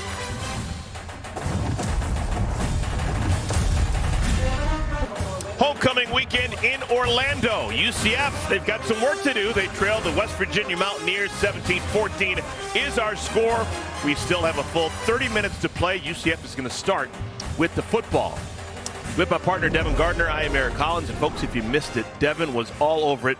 Before the game, Devin, you said you're looking forward to watching these two quarterbacks who are more similar than they are dissimilar, and they had very similar results and numbers in the first half. I mean, all you need to know is both their first drives went 9 plays, 75 yards for a touchdown to start the game. I think you're exactly right. They're so similar in so many ways. And then you look at the stats and it's like, I mean, I don't see a whole bunch of difference there. Obviously, the 2 turnovers, though, the 2 interceptions by John Rice Plumlee is kind of the difference in this game. And for John Rice Plumlee, I want to make it clear, those weren't all his fault. The first one, it pops up in the air, but it's a good throw. And the second one, he's hit right away, and so his arm gets kind of disoriented. The ball pops up straight in the air. These quarterbacks are going to be the reasons for their team's success. Whether it's West Virginia, UCF, John Rice Plumlee, or Garrett Green, they have to continue to play clean football, and for John Rice Plumlee, avoid some of those turnovers. And I think that the quarterback that performs the best will be the one that wins. Here's our team comparison, sponsored by Credible, the MVP of loan shopping. Check rates on Credible.com today. Most important thing, close to the bottom of the screen, those turnovers, 2 of them for UCF. Yep. Time of possession also decidedly in favor of West Virginia. What's new? They're among the league leaders in the country in time of possession. Continuing on that trend. UCF's going to start on offense. There's no wholesale changes that need to be made here in the second half, excluding obviously the turnovers. John Rice Plumlee has been, I would say, surgical, where he's found the right guy when he needed to. He's given his receivers a chance to make plays downfield. And in the run game, he's added in. Remember, we talked about it. He was injured early in the season. Then he came back maybe a little prematurely. Last week, they had the handcuffs on him, not because of him, but because they wanted to protect him. This week, the handcuffs are off, and he's continued to add in with his legs. R.J. Harvey knocking on the door of 100 yards. They throw it to Harvey out of the backfield. Then he's got another big gainer out across the 40. It's a gain of 18 yards. I love those types of plays where you send a guy down the seam and, I don't know, send a running back right behind, and he gets lost every single time because you get the attention of that safety. Seeing a guy screaming down the seam is like, oh my gosh, I have to protect the seam. And then you send a running back almost like a check down right behind him. A nice gain for UCF to start the half. First catch for Harvey. 17-yard gain. That means he's now over 100 yards combined, rushing and receiving. Little pop pass. Harvey again. Pushed out of bounds at the 45-yard line by Malachi Ruffin. It's a nice job by Malachi Ruffin. He's going to be at the top of your screen, and he sets the edge as the cornerback, right? He takes on a tight end on the blocker, and then he makes sure that R.J. Harvey can't get to the outside. You always want your quarterbacks to help in the run game, but you know, they're just not that guy, you know what I mean? But it's a nice job by Ruffin. 3rd consecutive touch for Harvey, first on the ground, and he's across the 50-yard line. So 3 plays, 2 passes, and a run for Harvey to begin our 3rd quarter. It's 3rd down and short. And just playing power football and moving the pile across the line to gain is Harvey. You can see those West Virginia safeties getting closer and closer to the line of scrimmage. They're seeing the success that R.J. Harvey is having to start this half. They're getting closer and closer. And when they get too close, that play action is coming. And John Rice Plumlee is going to be able to throw that ball over their heads. Game between Oklahoma and Kansas and a weather delay. We welcome you folks into our audience. There it is. Beginning of our third quarter. UCF on homecoming, finding their offense here in the third quarter. Pitch and catch. That's the first catch for the freshman, Randy Pittman, this afternoon. You don't need those safeties to run down into the box. You just need them to freeze. Freeze for a second, and it allows Pittman to get outside for a nice completion. UCF looking for their first Big 12 win. They've been close, but it's never happened for them. First year in the Big 12, they are 0 for 4. This after being 3-0 in non-conference play. Yeah, when I talked to Coach Gus Malzahn, I said this is the paradigm of what so close but yet so far away looks like. You're in every game for almost 3.5 quarters, it seems like, and then you just find a way to not finish. That's the one thing they want to do today. They want to finish. Plumlee throws a dart to the wrong man. Third interception. It's Beanie Bishop. His second interception of the day. What a crazy day for John Rice Plumlee. Beanie Bishop is going to be to the right of your screen, and he makes a collision with the wide receiver. Now, a lot of fans at home are, well, why can't he make this collision? Well, the ball was not in the air, and contrary to the NFL, there is no illegal contact at this level, right? So you can be physical, you just can't hold. He's physical with the wide receiver, and he falls down, and the ball's right in his chest. West Virginia offense coming back. Welcome back, everyone. We welcome you folks watching Oklahoma and Kansas. That game is in a weather delay. Right now, West Virginia leads by 3. Their third interception of the day, Devin Gardner. Take a look at the top of your screen right there. Beanie Bishop Jr. does an outstanding job of being physical. Physical at the point of attack. Physical. And he's so physical that Baker falls down. And when that ball is thrown on time, the receiver's down, and it hits him right in the chest. And it's similar to the last interception that popped up in the air. He was physical at the start for Baker, and then Baker couldn't find his bearings and pops that ball up in the air. That's 2 big turnovers for Beanie Bishop Jr. First down carry, the big back, C.J. Donaldson, 240 pounds, bangs forward. This is a West Virginia team that has lost 2 consecutive games. They lost against Houston on a Hail Mary. They lost a week ago against Oklahoma State when they collapsed defensively in the fourth quarter. As much as UCF thinks they're close, right? West Virginia thinks the same thing. They feel like they should have won those 2 games, and they just kind of weather at the end. Similar to UCF, they have to find a way to finish. Like I said, not only these quarterbacks are very similar, but these teams as a whole are similar. I'm with you. Garrett Green, the quarterback for West Virginia. And through the hands of his tight end, Cole Taylor.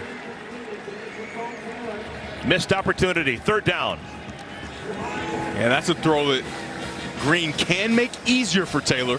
But for Taylor, you got to make that throw. It's on the frame of your body, just a bit behind. And what I think Green is trying to do there, he's trying to hold him up. He sees that front side safety, and you're running into him. You don't want to run into him, even though you're a big guy, 6'7", 250. You don't want to take those kind of shots. And Green tries to hold him up, but his big tight end, Cole Taylor, doesn't recognize that the coverage is in his way.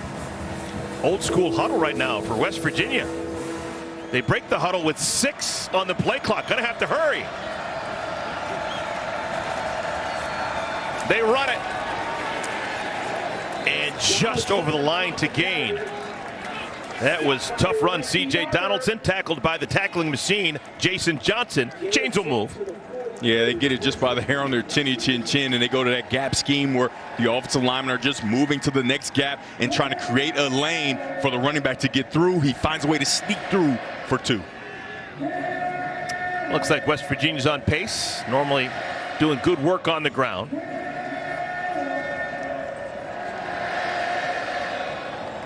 An important thing to note, their offensive lineman Doug Nestor, they lost early in the game. He's still not in. Wyatt Millam is the left tackle. Preston Fox, first catch of the day.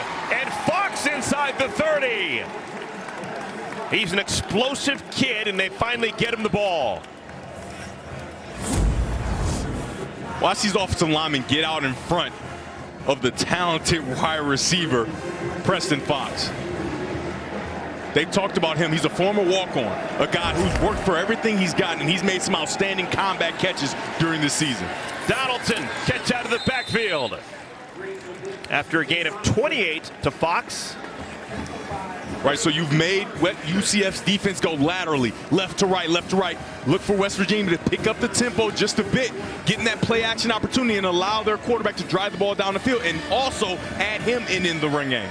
9-yard pitching catch to Donaldson. Jaheim White into the game. Lightning in a bottle, number 22. He's next to Green in the backfield. They fake it to White. Green keeps it. Colorful play call. And he's got the first down.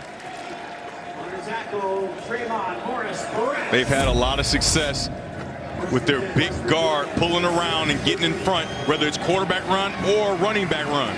Quickly to line of scrimmage this time, and down to the 6-yard line. Catch made by E.J. Horton. We haven't seen E.J. Horton make a ton of plays today, but he's a sure-handed receiver that they want to continue to keep involved. He's tall, he's long, and he makes a lot of combat catches, similar to the one you just saw there. 2nd down at 4. West Virginia, they can't get a first down without getting a touchdown.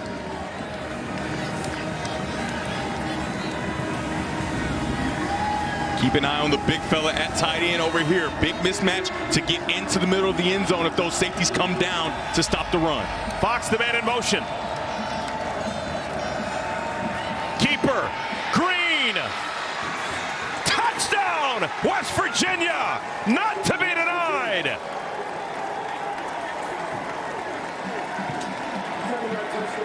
And his one tough customer, Garrett Green.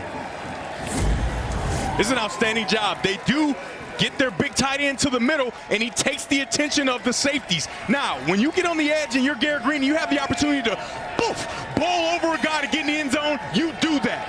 They love playing for this guy. Going back to last year, he got an opportunity late in the season, and now he has complete control of this offense. 2nd rushing touchdown of the ball game for Garrett Green. And the lead swells to 9 with an extra point coming. This is a quarterback that had a lower body injury earlier in this game, and he does not look like it's affecting him at all. Strong as a muskox.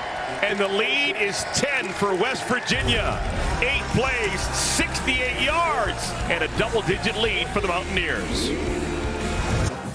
Mountaineers have made it to Central Florida, and they are doing work. They lead by 10. They are, and Doug Nestor, the big right tackle, you can see he's in that boot. He'll be done for the day. And on that last drive, they didn't miss him. They captured the edge when they wanted to. Quarterback made sure he made plays with his legs and his arm. So that's something to look at, though. That right tackle position, can they continue to move and create a new line of scrimmage as this game continues? And Nestor's replacement, Nick Malone. Former walk-on who is from Morgantown. Clearly, Mountaineer football means something to him. He's done a good job this afternoon. 6 minutes into our 2nd half. Fair catch called for and made. So UCF, John Rice Plumlee will get another chance. Coming off a big game against Oklahoma, he's had some unfortuitous bounces with this ball. The first one tipped up in the air. That one he's hit as he's throwing it. It pops up in the air, and there's receiver falls down. The ball is right in the chest cavity of the talented corner, Beanie Bishop Jr. I talked about it just before that drive. He has to stay away from those turnovers, whether his fault or not. It still puts the ball in the hands of West Virginia. Can he eliminate that on this drive? Really interesting numbers for Plumlee. He's thrown the ball 14 times. The ball has never hit the ground. It's now 15 times without the ball hitting the ground. 12 completions, 3 interceptions. This time it's Kobe Hudson with the catch. Very nice job. You see his eyes backside. Safety rolls down. He throws it right behind his head on that RPO. Nice job by Kobe Hudson.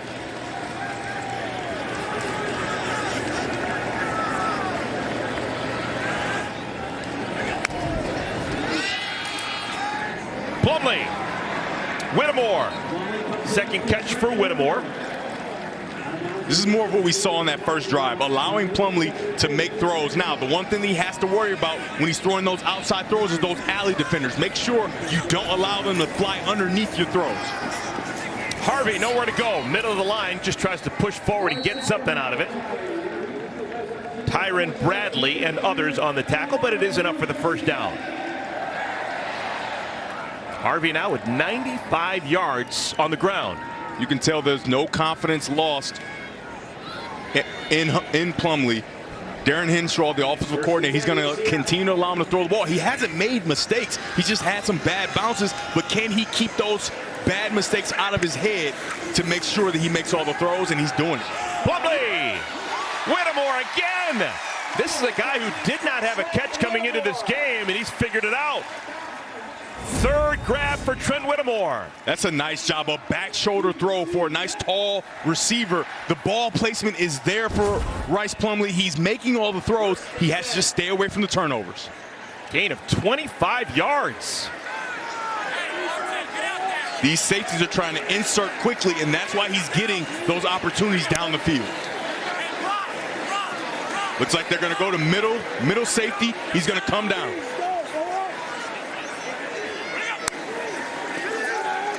Plumlee.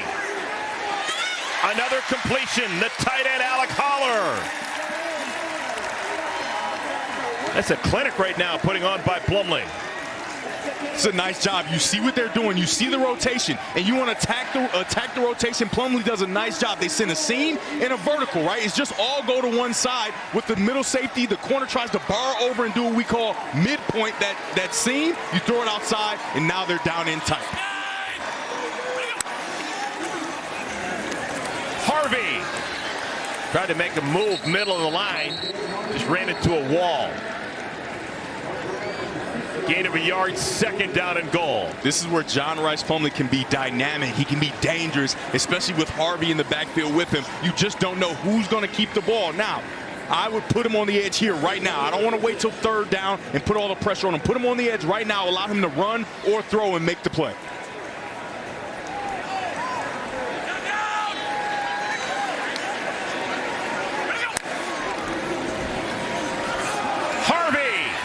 Nothing there at all. The true freshman backer, Ben Cutter.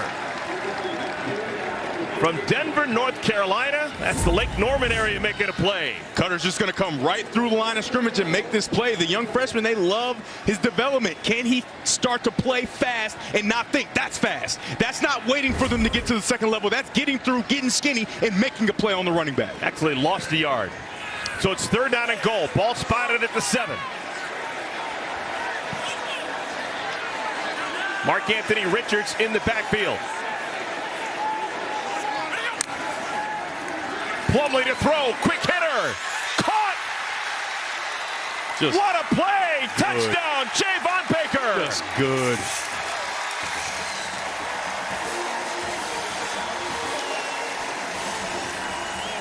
Surgical drive for UCF. The trust, just a fade route. Javon Baker's going to get vertical, and you know the back shoulder is coming. He jumps up high with the strong hands. He's had some opportunities today. Of a touchdown. It's under further review. I think he gets it by the hair on his chinny chin. What a play, and nice body control, catching, turning away to make sure the defensive back can't make a play. Javon Baker has been the center of some of those turnovers, right? He had one where he popped up, maybe should have made the catch. Then he gets physical and falls down on one interception. It's great for this quarterback to go back to him knowing that he's going to make a play up top for you. The side judge, Mario Seneca, had a perfect vantage point to look, and he said, foot inbounds, touchdown. And we're just going to confirm it with replay, but look at that body control to get that foot down, right? His whole body, his momentum is taking him out of bounds, but he reaches that foot down fairly quickly, and you're going to need a shot that's close right down the line. That's beautiful. That is poetry in motion. Dean, what do you think about this? I think it's an outstanding play and possibly an outstanding catch. Well, it is an outstanding play, but in the officiating world, we can't just go with outstanding play. We got to look at the rule. But he does have control. He does have the right foot. It's that right foot right at the sideline. That's the best look. That end zone shot typically gives you a better. Review. Really on the field stance. Touchdown. And that's the right call. Just not enough to change. Foot looked like it was in.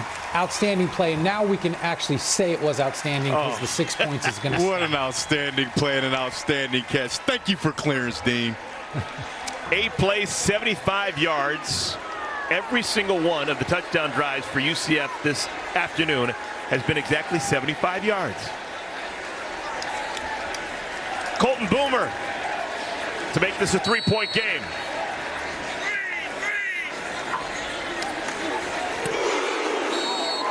I love the crowd. I love the crowd.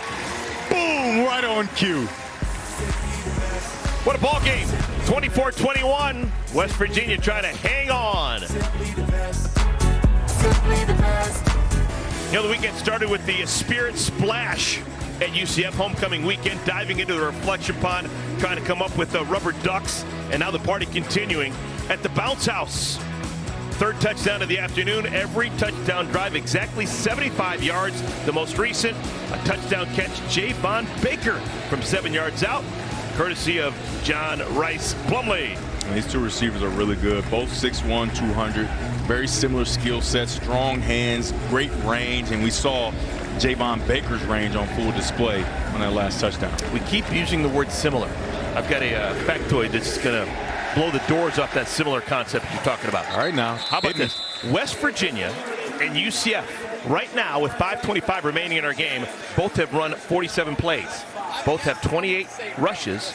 Both have 19 passes. Identical amount of plays, identical play calls.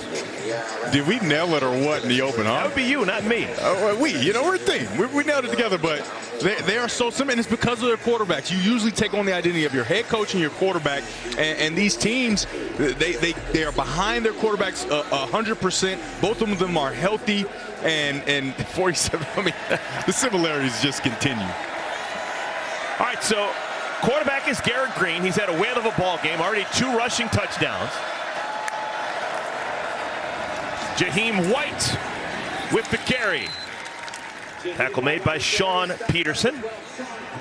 You know what's super interesting about Jaheim White? They talked about him on the call, about how developed he's become and how dynamic he can be as a true freshman. But they really, really trust him. It seems like every time they get down in tight, they want to get him in the game and get him carries. Like I talked about early in the game, they said, we want him to get touches. He is dynamic, and he has to be a part of this offense. Here we go, trying to get a beat on coverage. They're saying they can get a man coverage here. It looks like UCF may go back to zone. Pitch out to White. Tackled from behind, Malachi Lawrence, and then maybe a horse collar. Yep, it's going to be a horse collar. That's a nice job by Lawrence running flat. He didn't have to do it, right? Dive and grab him around the waist, but he grabbed way too high. He's going to get a horse collar penalty. Personal foul. Horse collar tackle. Defense, number 51. 15-yard penalty from the end of the run. Automatic first down. You can see him. He's in position. Just dive and grab around the waist, but he grabs way too high, and he is well inside the shoulder pad area on that back plate. I mean, it's a penalty. That's a young guy who they want to get more reps. He's played well, but that's just a big mistake for him. You don't want to assist this West Virginia offense, right? They're doing fine on their own. Look at that. All 4 penalties in our game today by the homestanding UCF Knights. West Virginia's been close to flawless. They do have 1 turnover. UCF, they've got 3 turnovers. Green's pass, incomplete. He was looking for the deep ball with E.J. Horton. He might have picked the wrong guy there. He tries to go down the middle because it's middle open defense. And in this cover 4 that UCF played just then, it essentially turns into cover 0. So man-to-man down the field, and you kind of have the whole field to throw that ball. But the corner or cell, rather, they've had a lot of success with throwing to Devin Carter towards the sideline was open. And I think he could have hit that as well. I'm here to tell you, West Virginia, they need some more points. They felt confident a week ago. Last time they played against Oklahoma State going into the 4th quarter, and the defense just collapsed. So they want to get as many points as they can before getting to the 4th quarter. And it's going to be 3rd down and long. Malachi Lawrence, making up for that penalty a moment ago, makes the tackle. Malachi Lawrence makes that play, but in all actuality, William Wells, the safety who comes down extremely low, he's there to contain, so it forces the running back into the arms of Malachi Lawrence, who, like you said, makes up for that horse collar, but they got to get to the quarterback here. 3rd down and long. We talked about in the beginning of the game. This is going to be the difference. Here's the young pass rushing specialist, Malachi Lawrence. He's got 5 sacks in 7 games. Doesn't have one this afternoon.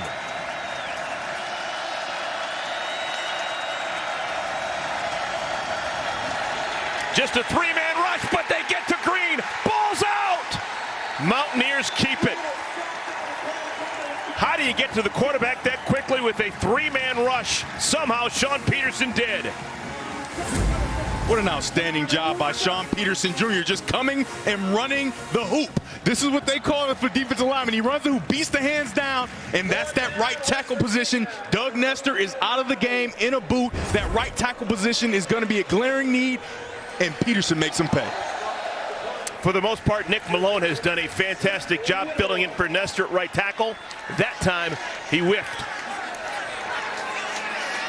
4th and 17, just the second punt for West Virginia. And the ball will trickle inside the 20. Eric, guess what? This drive will not be 75 yards. It won't. UCF has the ball when we come back. That's what you call 15 pounds into a 5-pound bag. Just jam it in there. First down and 10. Ball spotted at the 18-yard line. Little reverse. They get it out to the tight end, Pittman. And he crosses over the 20. Oh, I apologize. That's Jared Baker. 5 yards for Jared Baker. It's a nice job by Jared Bartlett, making sure that he keeps contained. You could easily try to chase that ball around the formation, but he stays home, sets the edge, and forces it back inside to his linebackers. Plumlee, the keeper. Plumlee out across the 30 to the 32. Lee Koba the tackle, but it's a first down run for Plumlee. You can see Koba is going to remove himself, displace himself out here, set himself up to be blocked, and a nice job by Plumlee just sticking his foot in the ground and getting vertical. Quickly back to the line of scrimmage. And Harvey tackled by Anthony Wilson. Gain of 5.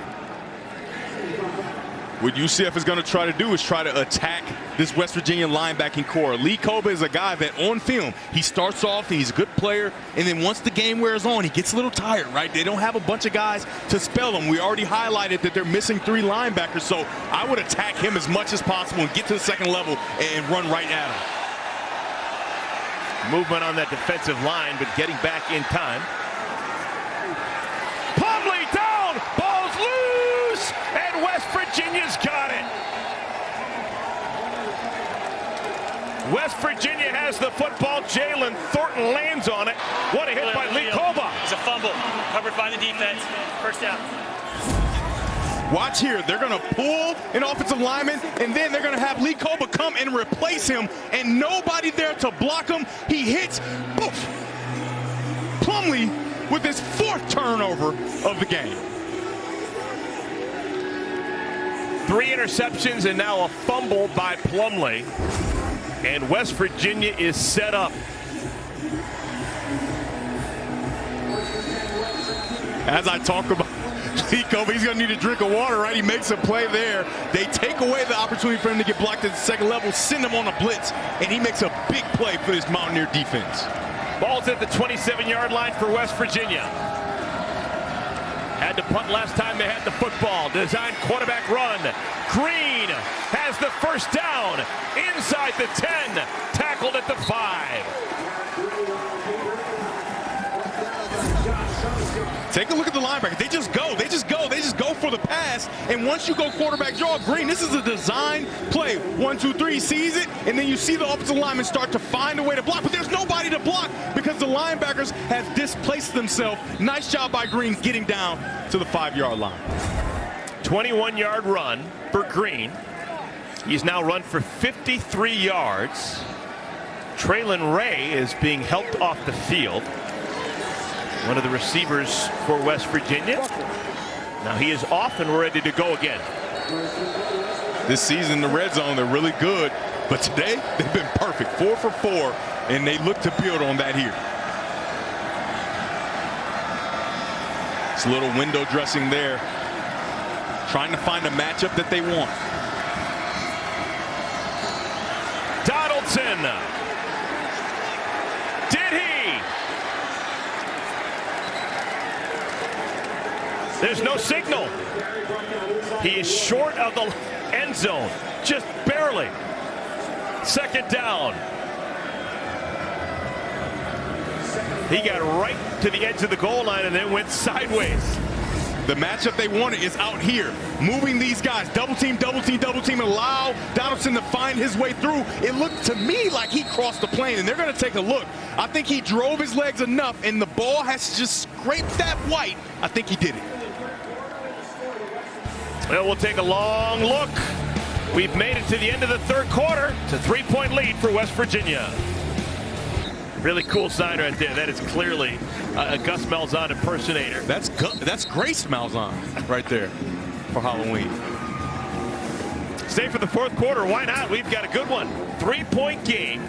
The visitors, West Virginia, a 3-point lead and about as close to the goal line as you could possibly ever get.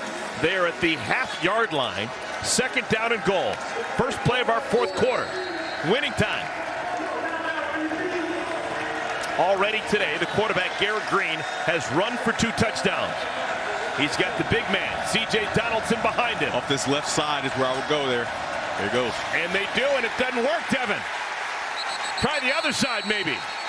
Wonderful defense played by the Knights' Jason Johnson. He's now at double figures with tackles. That's his 10th. Look at Jason Johnson. He's right there in the off to the right of your screen. He's going to scrape over the top. This is what you want your linebackers to do. Stay square. Scrape, scrape.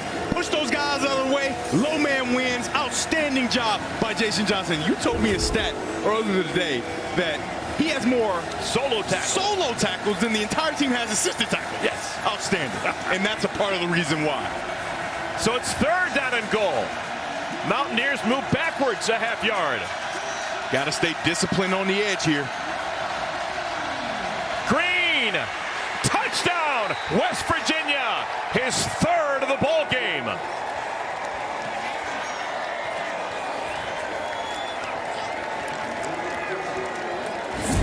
You're at such a disadvantage for Malachi Lawrence on your left side. He has to come down. He has to try to stop the run, but when he comes down, he just doesn't have enough speed to get out there and stop Garrett Green. He slips down. Garrett Green in the end zone again. In total, West Virginia with 4 rushing touchdowns. Green with 3, Jaheim White with the other. And now an extra point to make it a 10-point lead once again.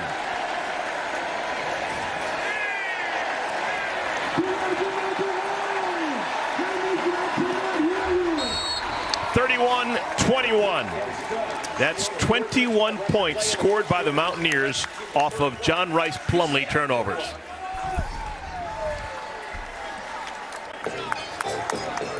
.12 remaining in our fourth quarter. Well, still plenty of time for UCF, but they just got to stop shooting themselves in the foot. Yeah, not only the turnovers, we show the graphic with the penalties. West Virginia has just played more clean football. They're 100% in the red zone. They don't turn the ball over as much. They did have the fumble, but you talked about that. It's kind of like a punt. They were going to have to punt the ball anyway.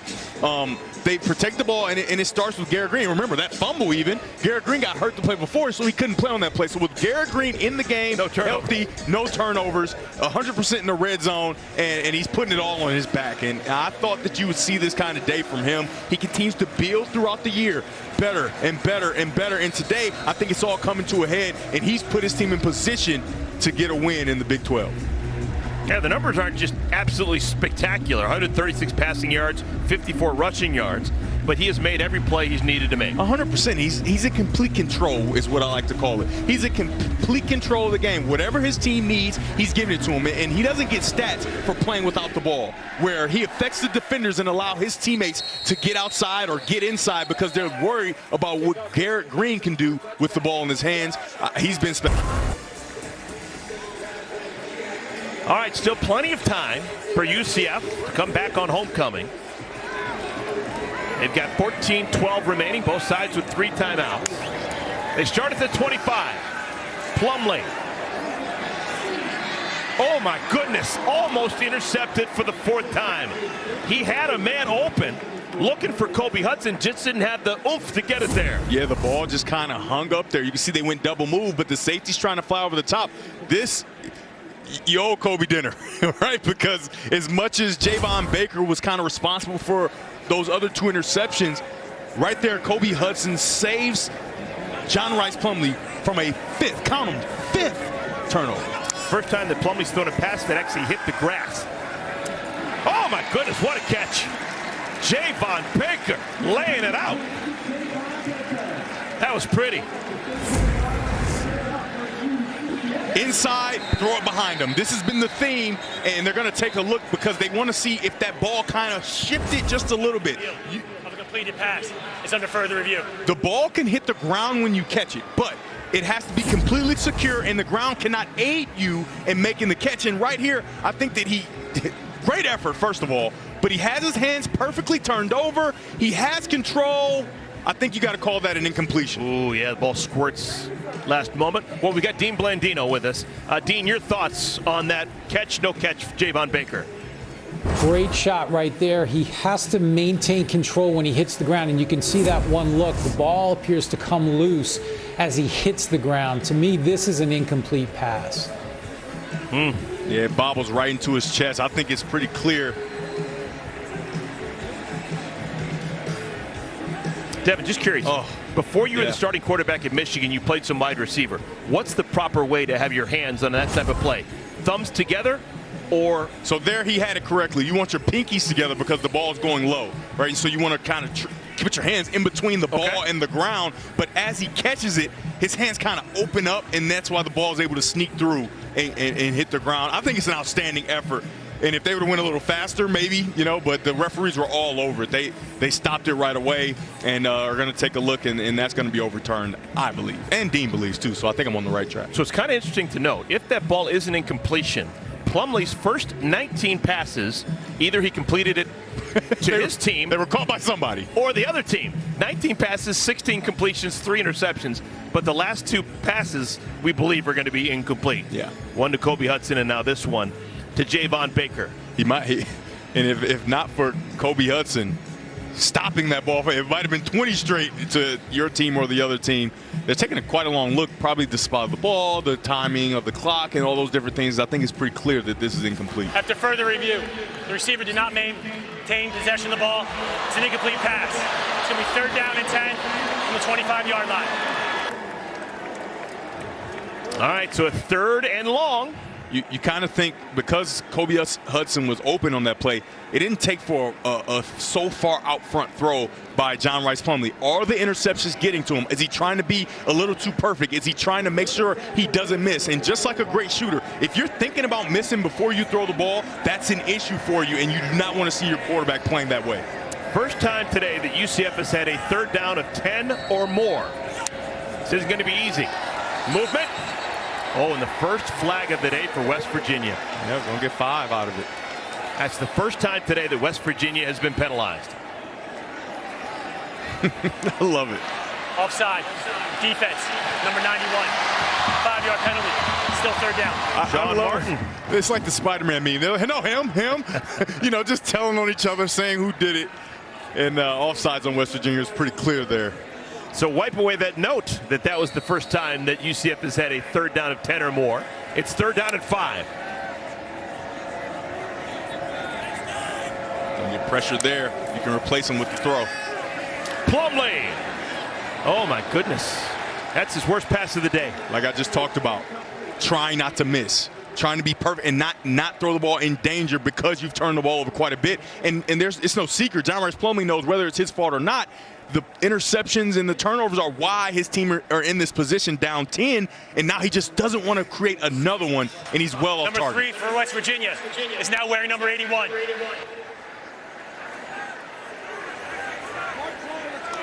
First punt of the day for UCF.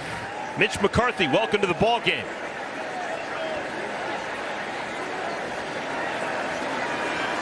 Preston Fox is the returner. Calls for the fair catch. So West Virginia with the lead and the ball. 10-point stiff arm on UCF.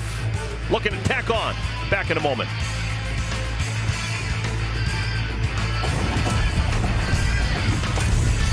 In the building. Some people aren't even wearing shirts. 82 degrees.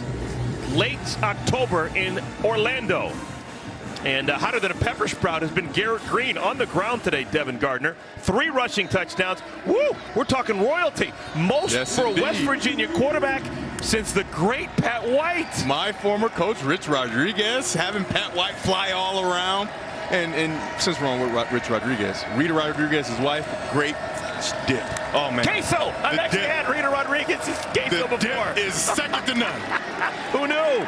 Look at this. Wonderful run by Jaheim White. Down to the 30. This guy is Quicksilver. You cannot wrap him up. It's a nice job. He just gets that inside zone that we've seen all day. Gets downhill, finds his way and bursts through the hole, sticks that left foot in the ground and gets outside, and they can only reach and claw and scratch to try to get him. You squint a little bit, folks. He looks like Steve Slayton. That was a 32-yard run for the true freshman White. This one a little bit more modest, but they're already in field goal range. Remember, they're up by 10, and we're going to go under the 13-minute mark. Fourth quarter action, West Virginia trying to snap a 2-game losing streak. UCF still looking for their first Big 12 win. After 3-0 start in non-conference play, they've lost 4 straight Big 12 games. And they're in trouble right now. They love attacking off this left side.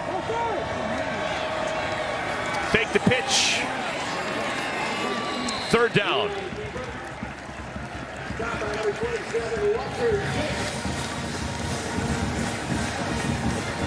Now, if they don't get another yard, this would be a long field goal for Michael Hayes. And this Jason Johnson, number 0 in black, is a tackling machine. He is everywhere.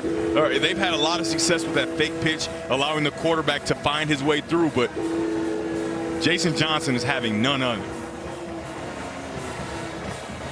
Taking a look at Jaheim White, he's carried the ball 8 times for 83 yards. It's very impressive for the young guy. They talked him up, and they were not lying. Oh, they trust White here on 3rd down and 4. And he stops short of the line to gain. This is going to be interesting. What do you do on 4th down, Devin Gardner? I think your defense is playing well enough that you take this to a field goal. You kick the field goal, but because they run the ball so well and you have such a dynamic quarterback with his legs, I'm not mad at this opportunity to go for it and try to continue to keep that pedal on the metal and bury UCF. They're going to go for it. It's 4th down and 2. They better hurry. There is 10 seconds on the play clock. They may even call a timeout. You got to be on the same page here. Hard count is also an option. And the whistle, is that going to be a timeout? Yep. West Virginia, First charge. Neil Brown taking it upon himself to just make sure that they didn't go backwards 5 yards. First timeout for West Virginia. 4th and 2 when we come back to Orlando. Welcome back, everyone. Homecoming weekend in Orlando. UCF down by 10 to West Virginia. It's a 4th down and 2. West Virginia using their first timeout of the second half to make sure they're all on the same page. They move Morris Brash inside. A guy who's only 245 pounds. I would expect for him to long stick, go right across the offensive line to try to create a power. Donaldson, the back of the backfield. They fake it to him. There he goes. Green. Caught. First down. Chains will move. E.J. Horton. Morris Brash did exactly what I thought he would. He long stick to try to get into the middle of that offensive line, and when he long sticks, there's no edge. Watch him go across, right across, and that removes the edge. You get outside of him right away, and a nice throw by Garrett Green on 4th down. West Virginia in the driver's seat. Time and score on their side. Up by 10. Going to go underneath 10 minutes in just a moment. First down at 10. Green. Slip screen. Oh, lost it! Johnny on the spot, though. On the recovery. It's going to stay with the Mountaineers. And that's the sure-handed Preston Fox. Completed pass. and a fumble recovered by West Virginia. It's just a nice quick screen, the way they played all day. And Preston Fox is a guy that does not put the ball on the ground and doesn't have drops, but he puts it on the ground there. And how about Tomas Rimac, who's back in the lineup, being, like you said, Johnny on the spot to jump on that fumble right away, and they actually get a positive play out of it. Rimac hadn't played the last couple of games. Mountaineers happy to have him on the field right now. Saved their bacon. 2nd down and 3.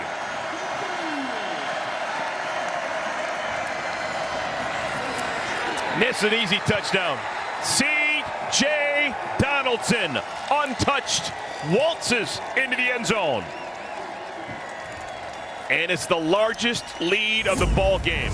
Again, Walter Yates, he's down to the left. He goes wide. You can't go wide because you create a big hole, and it's essentially the same as cutting inside and taking away the edge. You open up this big cavity, and you allow Donaldson to walk in the end zone. 7th rushing touchdown of the year for the Miami native.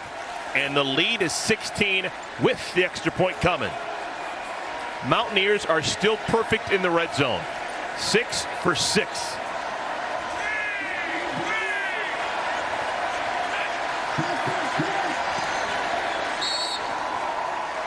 Well, it's not over yet, but it's going to take something close to historic for UCF on homecoming. They are now down by 17. West Virginia up, 9:25 to play. All smiles for West Virginia. They are rolling right now. Mountaineers trying to win for the first time in a couple of weeks. They lead by a score of 38-21, 7-play, 66-yard drive, and another rushing touchdown. They've got 5 of them on the day. Yeah, I mean, it's been impressive to watch. And like we talked about, it starts with the quarterback, Garrett Green. He's really coming into his own. I think it's safe to say this is the best game he's played all year. And obviously there's still more game to go, but he's in complete control. Whatever he needs to do, he's doing it, and it's a joy to watch. Touchback. Give us time to take a look at our Good Hands Playmaker, sponsored by Allstate. You're in good hands. Eric, you like a good PBJ. I love a good PBJ, but how about BBJ? Beanie Bishop Jr. has been outstanding all day, right in the correct place. He's one of the best in the country at getting his hand on footballs, but today he's vacuuming them in and making all the plays he needs to make. Allstate, good hands, player of the game. Came into this one with 11 pass breakups in 7 games, 2 picks. He's got 2 picks this afternoon. Those are just ridiculously great numbers for a defensive back. It is. Plumlee able to get it off to his tight end. This is Holler. Got to specify that's Alec Holler. There's also a Max Holler on the team. UCF running out of time, and there's a Mountaineer down. One of the best pass rushes they're going to need.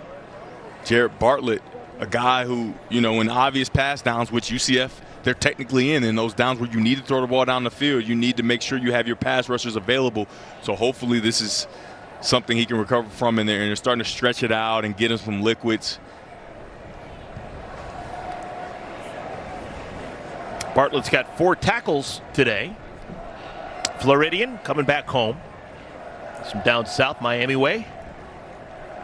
I think the key here for UCF is, can John Rice Plumlee get back to himself, throwing the ball with conviction, not afraid to make a mistake because of the 4 mistakes that have been made during this game. And we talked about it, extensively, that the first 2 you can't completely, first 3 I would say you can't completely put on him, but we've seen a little bit of a shift in the way that he's attacking downfield with his throws. It's very safe. It's very don't miss. And you can't think like that. No. You cannot be a great shooter and you think about missing before you shoot. You got to know that it's going to be money, and if it's not, you just come back and try to make the next throw. Yeah, John Rice Plumlee normally walks around with the swagger of a NASCAR veteran. But right now he's not playing that way. 2nd down run, short of the line to gain. It's 3rd down. Another tackle for Ben Cutter. We've talked a lot about Cutter, the true freshman from just outside of Charlotte. Yeah, he and Koba have gotten the bulk of the reps. It's very impressive in their conditioning today. Need this. And they don't get it. Almost intercepted by Cutter. Cutter had a better chance of making that play than the receiver did. It's 4th down and 3. And does UCF go for it? John Rice Plumlee has had pressure on him. Cutter is in the middle of your screen. He does a very good job of redirecting, flipping those hips, and trying to get an interception. He almost had it. And for John Rice Plumlee, if you wait 1/2 second, he's going to remove himself. You're going to throw that ball right behind his ear. But you can tell his timing and his conviction in his throws is off. This is 4th down, folks. Panic time for UCF. Incomplete. They give it over on downs. Beanie Bishop on the coverage. It is a 4 and out for UCF. They are limping. Again, a nice job by Beanie Bishop playing against a much bigger target. He gets physical the same way. He's there right on time. That's not early. I mean, this guy leads the country and passes defense for a reason because of plays like that where he has perfect timing, perfect technique, opens up his hips, and gets that right hand in. You call that another PBU? Oh, wow. Absolutely. All right. The paradigm of what a PBU looks like. So West Virginia with the ball and a 17-point lead on the road.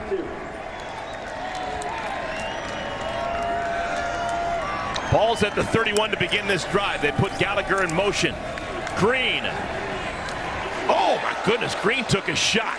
Absolutely drilled by William Wells. He's going to feel that one on Wednesday. This is where Green has to be smart. Chuck this ball in the 4th row.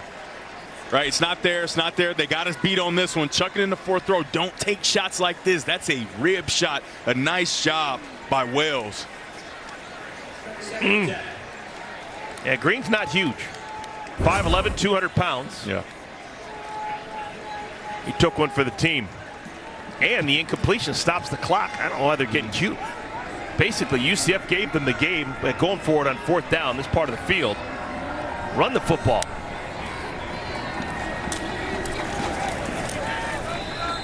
There's the play call you'd expect. Donaldson tackled by Walter Yates. But also, for West Virginia, you can't just rest on your laurels here. They've been in positions like this where they've had leads and different things like that, and they just haven't been able to finish. So I think this is an opportunity to keep the pedal to the metal. Obviously, don't get crazy, but I think the play that they called was a safe play. Get them on the edge, try to throw a little quick throw to the outside. I think you continue to play the way that you played during this game so you can feel how it feels to finish, something they haven't been able to do to this point in the season. 17-point lead. I'm almost thinking this is 4 down territory. A lot of space at the top of your screen. One-on-one, safety's in the box. Confusion in the backfield, but it doesn't matter. Pushing forward is Donaldson for the 1st down. Wow. Oh, my goodness. UCF has relented. They have let go of the rope. I mean, that's amazing because this motion across is going to bump the runner, right? So you bump the runner. He's a little bit behind trying to get to his spot. You got guys make contact, and then he just drives, and finds a way to get 5. That's an outstanding play, and that's what you want to see from a team that's learning to finish. That's a finishing run by Donaldson Jr. 7th trip to the red zone. So far, West Virginia 6 for 6 in scoring once they get to the red zone. Donaldson. High load, but not before a gain of 4. Clock continues to move. UCF, they do have all 3 timeouts. This UCF defense has their safeties down low, so they essentially have 7 guys in the box. They have enough, but the safeties are hesitant. Why are they hesitant? Because we've seen Green get on the edge with the play action and throw the ball down the field, so they can't fully commit to stopping the run, so it's almost a waste. Let's see how much time Green takes off that game clock. Look how low these safeties are. This is essential zero coverage. Left some meat on the bone. Snapped with 8 on the game clock. Staying in bounds. Clock continue to move. That's once again Rodney Gallagher, who's been a nice change of pace today. 100%. Did not expect him to have such a big role in this offense, but he's been a big part of why these safeties have to remain honest with the jet sweeps and the quick screens and the quick throws to him. He's done a very nice job adding into this offensive game plan. Rodney Gallagher III. Remember that name because he is going to be big for West Virginia in the future. Uniontown, Pennsylvania. 10 on the play clock. 3rd down and 4. They're remaining in that zero coverage. Won't be surprised if you don't get your talented receiver into the middle of the field for a touchdown. Second charge, time out of the half, West Virginia. And once again, Neil Brown noticing the play clock was going down, didn't want to go backwards. Calls a timeout with the bare minimum remaining on the play clock. Back in a moment. Normally a rousing success on homecoming. Not so much this year. West Virginia spoiling the party. They lead by 17, 5:28 remaining in the game. And an important 3rd down here, trying to stay on the field and burn some more clock. West Virginia's got a 3rd down and 4. They had a lot of time to think about it, and obviously, because they've run the ball so well, they can keep this ball on the ground. Especially with White in the backfield. He's been dynamic for them all day. I wouldn't be surprised to get here with the zero coverage. Conservative play call. They stay in the ground. White, he's got the 1st down. He's got a touchdown. What an electric player this kid is. Jaheim White with a touchdown. And there's a flag down. And it looks like it's going to go against West Virginia. Could be 81. He looked like he got his hands wrapped around the big tight end, Traylon Davis. There were 2 fouls, both committed by the offense. Holding, offense number 81. Holding, offense number 87. 10 yards from the previous spot, still 3rd down. Both tight ends in the game. Yeah, both tight ends. They run behind them. And here you go right there, and there you go right there. They're going to grab big 87 right there, arms around the back, and then big 81, arms around the back. Nice job by those UCF defenders of making great contact and kind of shocking the tight ends so that they have to kind of recover and wrap their arms around. Somewhere Anthony Beck shaking his head. So it's now 3rd down and 14. That's just the 2nd time that West Virginia has been penalized in our ball game. They have played very well as a unit. 3rd and 14. They just get it off. Green's pass is dropped. I'll tell you, Devin Carter is not happy with himself. That's his 2nd 3rd down drop today. And he does a good job. You can see him right here. He's going to go vertical and sit it down. Nice job knowing where the zone is, and he just tries to leave without the ball. His eyes leave and try to go upfield without making the catch first. For young receivers at home, the ball is the most important thing. You cannot score a touchdown without the ball, so make sure you catch it first, and if he catches it first, he'll be able to run and get a 1st down, maybe even more. At least it would have kept the clock moving. Now we're stopped, 5:20 remaining. Michael Hayes, 41-yarder. As long on the years, 49. And he's got it. Center cut. The lead is 20. West Virginia darn near doubling their pleasure over UCF. They're on a 17-0 run here in our 2nd half. And they've been dominant. And at halftime, the one thing I spoke about was the turnovers. That's the difference in the game. And to this point, that's true. It's still the difference in the game. John Rice Plumlee has turned the ball over 2 more times here in the 2nd half, and it's put West Virginia at a huge advantage, and not to mention the penalties as well. The penalty yardage is much more in the favor of West Virginia. And Garrett Green, he's a story of this football game. He's been outstanding. 211 total yards, 3 rushing touchdowns, 7 for 7. Count it, 7 for 7 in the red zone, Eric. And Neil Brown, it's been a difficult last couple of weeks for him personally, trying to get through this 2-game losing streak and just losing in excruciating fashion. Remember, they lost on a Hail Mary against Houston. They lost in the 4th quarter, just giving up a ton of rushing yards to Ollie Gordon and Oklahoma State last week. But we talked to him, and he was focused. Eyes on the prize, knew he had a team that was capable of winning and doing good work. All right, we'll have a return. R.J. Harvey. And let's keep an eye on that huddle for UCF. Who's going to come out of that huddle and be the quarterback? Is it still Plumlee, or maybe did they bring in Timmy McClain?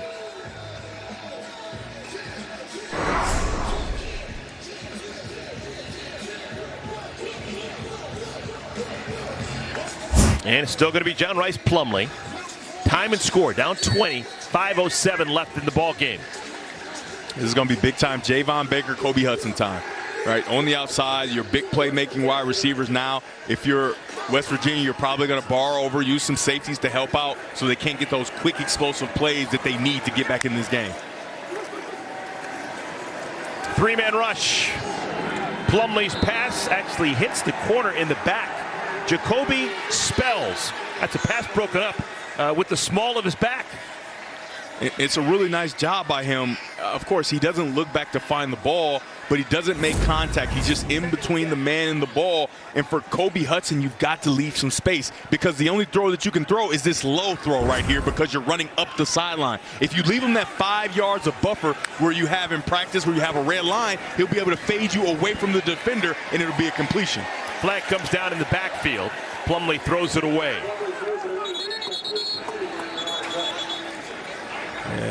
It's a big-time hold by 71, Tylen Grable. And it could have gotten either for guy for hands to the face, but Tylen Grable just wraps his arm around the throat. Holding. Offense. Number 71. 10-yard penalty. Still second down. Interesting that Neil Brown said, we'll take the 10 yards. He could have just been third down and 10 if they declined the penalty. Yeah, and he starts off with good position, good hand placement, but as the defender, Sean Martin, just continues to fight away, you can see here, he just grabs him around the neck, and anytime a referee who's standing right there sees that, he's got to throw the flag. Plumlee's only completed one of his last 7 throws. And that changes there.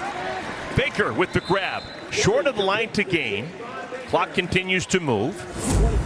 That's a nice route, but you can see this West Virginia defense is giving them this throw. He just runs vertical almost 20 yards, sits it down, and there's nobody anywhere near him. He catches the ball, tries to get vertical and get the first down, not able to get it.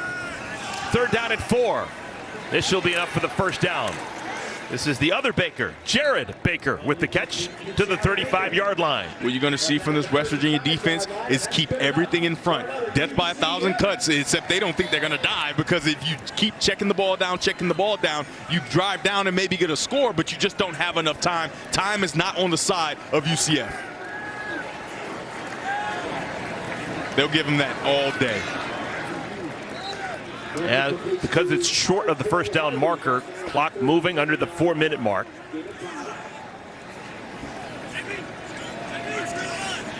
First time these two schools have met since 2004. Just the third all-time meeting. UCF has never defeated West Virginia. Another pass underneath. Right at the line to gain. So it's first down.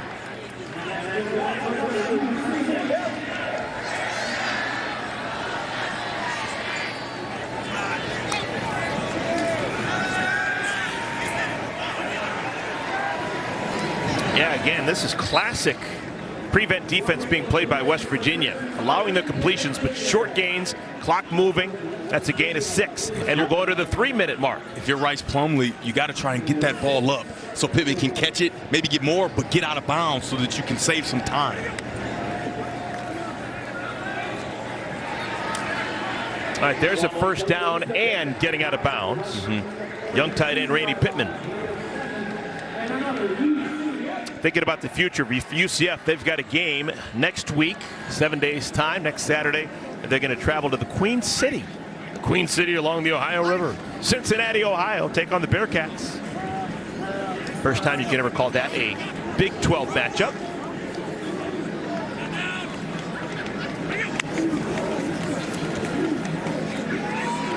Plumlee. Another first down for UCF. Good fight there, Mark Anthony Richards.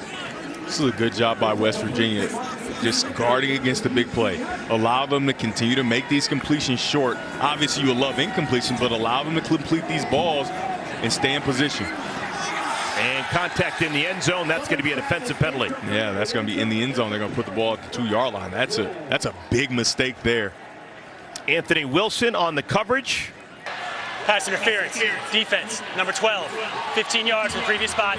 Automatic first down. Oh, they will not place at the 2-yard line. 15-yard penalty.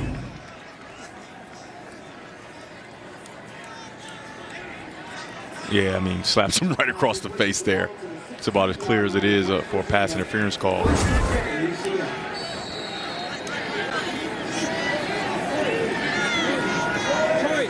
Take your bag right inside. Plumbing taking shots to the end zone now. Incomplete. 1:57 left.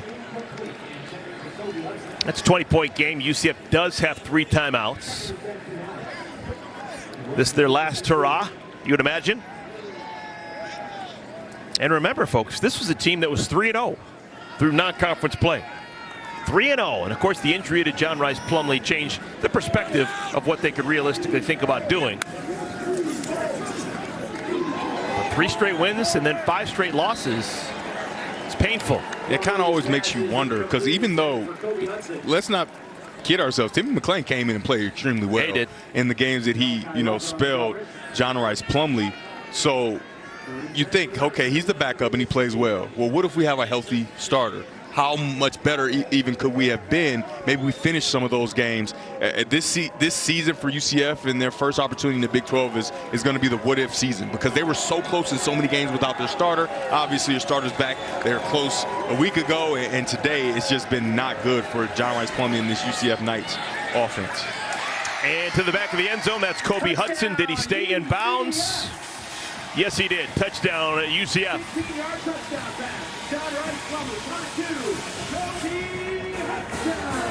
So something to smile about late here in Orlando. Comes way across the formation and ends up, I don't know. You're going to take a look at that. It would be, is that right foot still on the ground once he catches it? Because the left foot is clearly off. Yep, I think he did get it dragged there. That's a nice job by Kobe Hudson. It was so casual, right? Like he practiced it at home or something, you know what I mean? It didn't even look like he had that foot down, but he kept it down, a touchdown. Only 1:46 left. It's not a lot of time. You're going to have to start getting to onside kicks and different things like that. So it's now 41-28. Second receiving touchdown of the ball game for Kobe Hudson. Yeah, this is what's left for UCF. On the road against Cincinnati, Oklahoma State, Texas Tech in Lubbock, and then Houston, November 25th. As much as, they're 0-4 in the Big 12 and could move to 0-5 at the end of this game, all those games are winnable. They are in position to win a lot of games. In this game, obviously, the turnovers are what killed them, the turnovers and the penalties. But when you have John Rice Plumlee and he plays clean football, they are a tough team to beat. And hopefully they can put it together down the stretch of the end of the season. And here's West Virginia's remaining schedule. I think that they are very excited the way their quarterback has played. Like you talked about, Coach Neil Brown has gone through it. You had a Hail Mary completed to beat you. You give up a bunch of yards at the end of a game to lose again. But all those games for West Virginia, I think, are extremely winnable as well. All right, so this will clearly be some kind of onside kick. Colton Boomer's got some exotic ideas. What's this going to look like? 2 kickers. And a flag is down on the field. Offsides. And West Virginia jumps on the ball. Yeah, they don't know that it's offside, so they may have the ball, but don't think it's going to matter. Actually, UCF got the football. Yeah, they do, but it's not going to matter. That's got to hurt, right? Because now you give yourself a chance, but you're offsides and tough.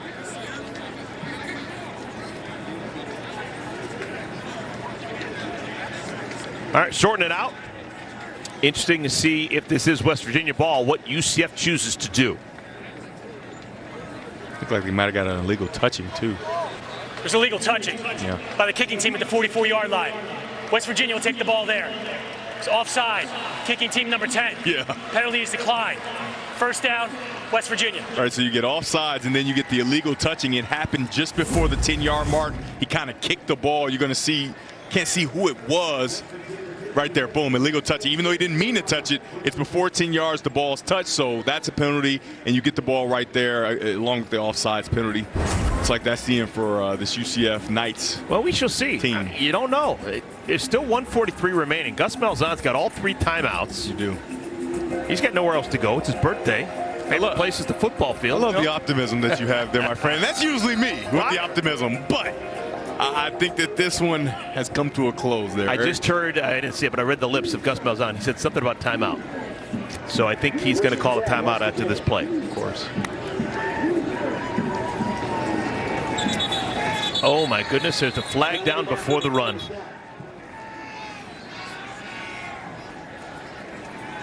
I can't imagine what this would be. Delay game. False start. Oh. Offense. Number 87. 5-yard penalty. Still first down. Man, these referees in their eyes, they must have really good eyes, because I did not see anything that would warrant a false start penalty there. Tight end Colt Taylor. He's had ups and downs today. Yeah, here he is up here. Let's see. Oh, goodness, yes. He did. He's trying to cut off that defensive end. He did move. 1st and 15. Donaldson moves forward.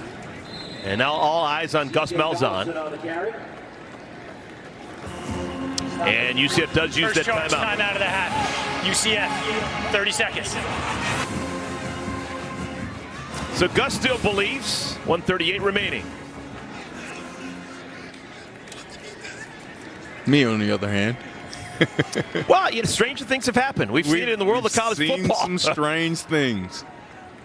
And West Virginia's got to feel really good about themselves. Offense, even without a touchdown pass, you don't see very frequently in the FBS world these days when a team can put 41 points on the board and do it all via the ground. 5 rushing touchdowns. Yeah, it's very impressive. And Green, his passer rating, it's not great because he hadn't thrown a touchdown pass, but as a passer, as a runner, he's been dynamic today, and I'm coming away from this game extremely impressed with the quarterback Garrett Green for West Virginia. 2nd down and 9. No reason to do anything except for run the football. And Donaldson, this will ice it. Donaldson down to the 10. So West Virginia able to run the football when they need to. That's going to get Donaldson over 100 yards on the day. 121 yards for C.J. Donaldson. 32-yard run.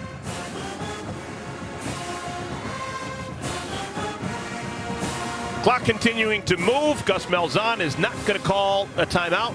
He's going to go to his birthday party tonight with those 2 timeouts remaining. And West Virginia is just going to take a knee. And we'll have to snap it one more time. And then this one will be in the books. West Virginia has never lost. 2nd charge, time out of the half. UCF. Oh, my goodness. All right, so UCF's going to use that timeout.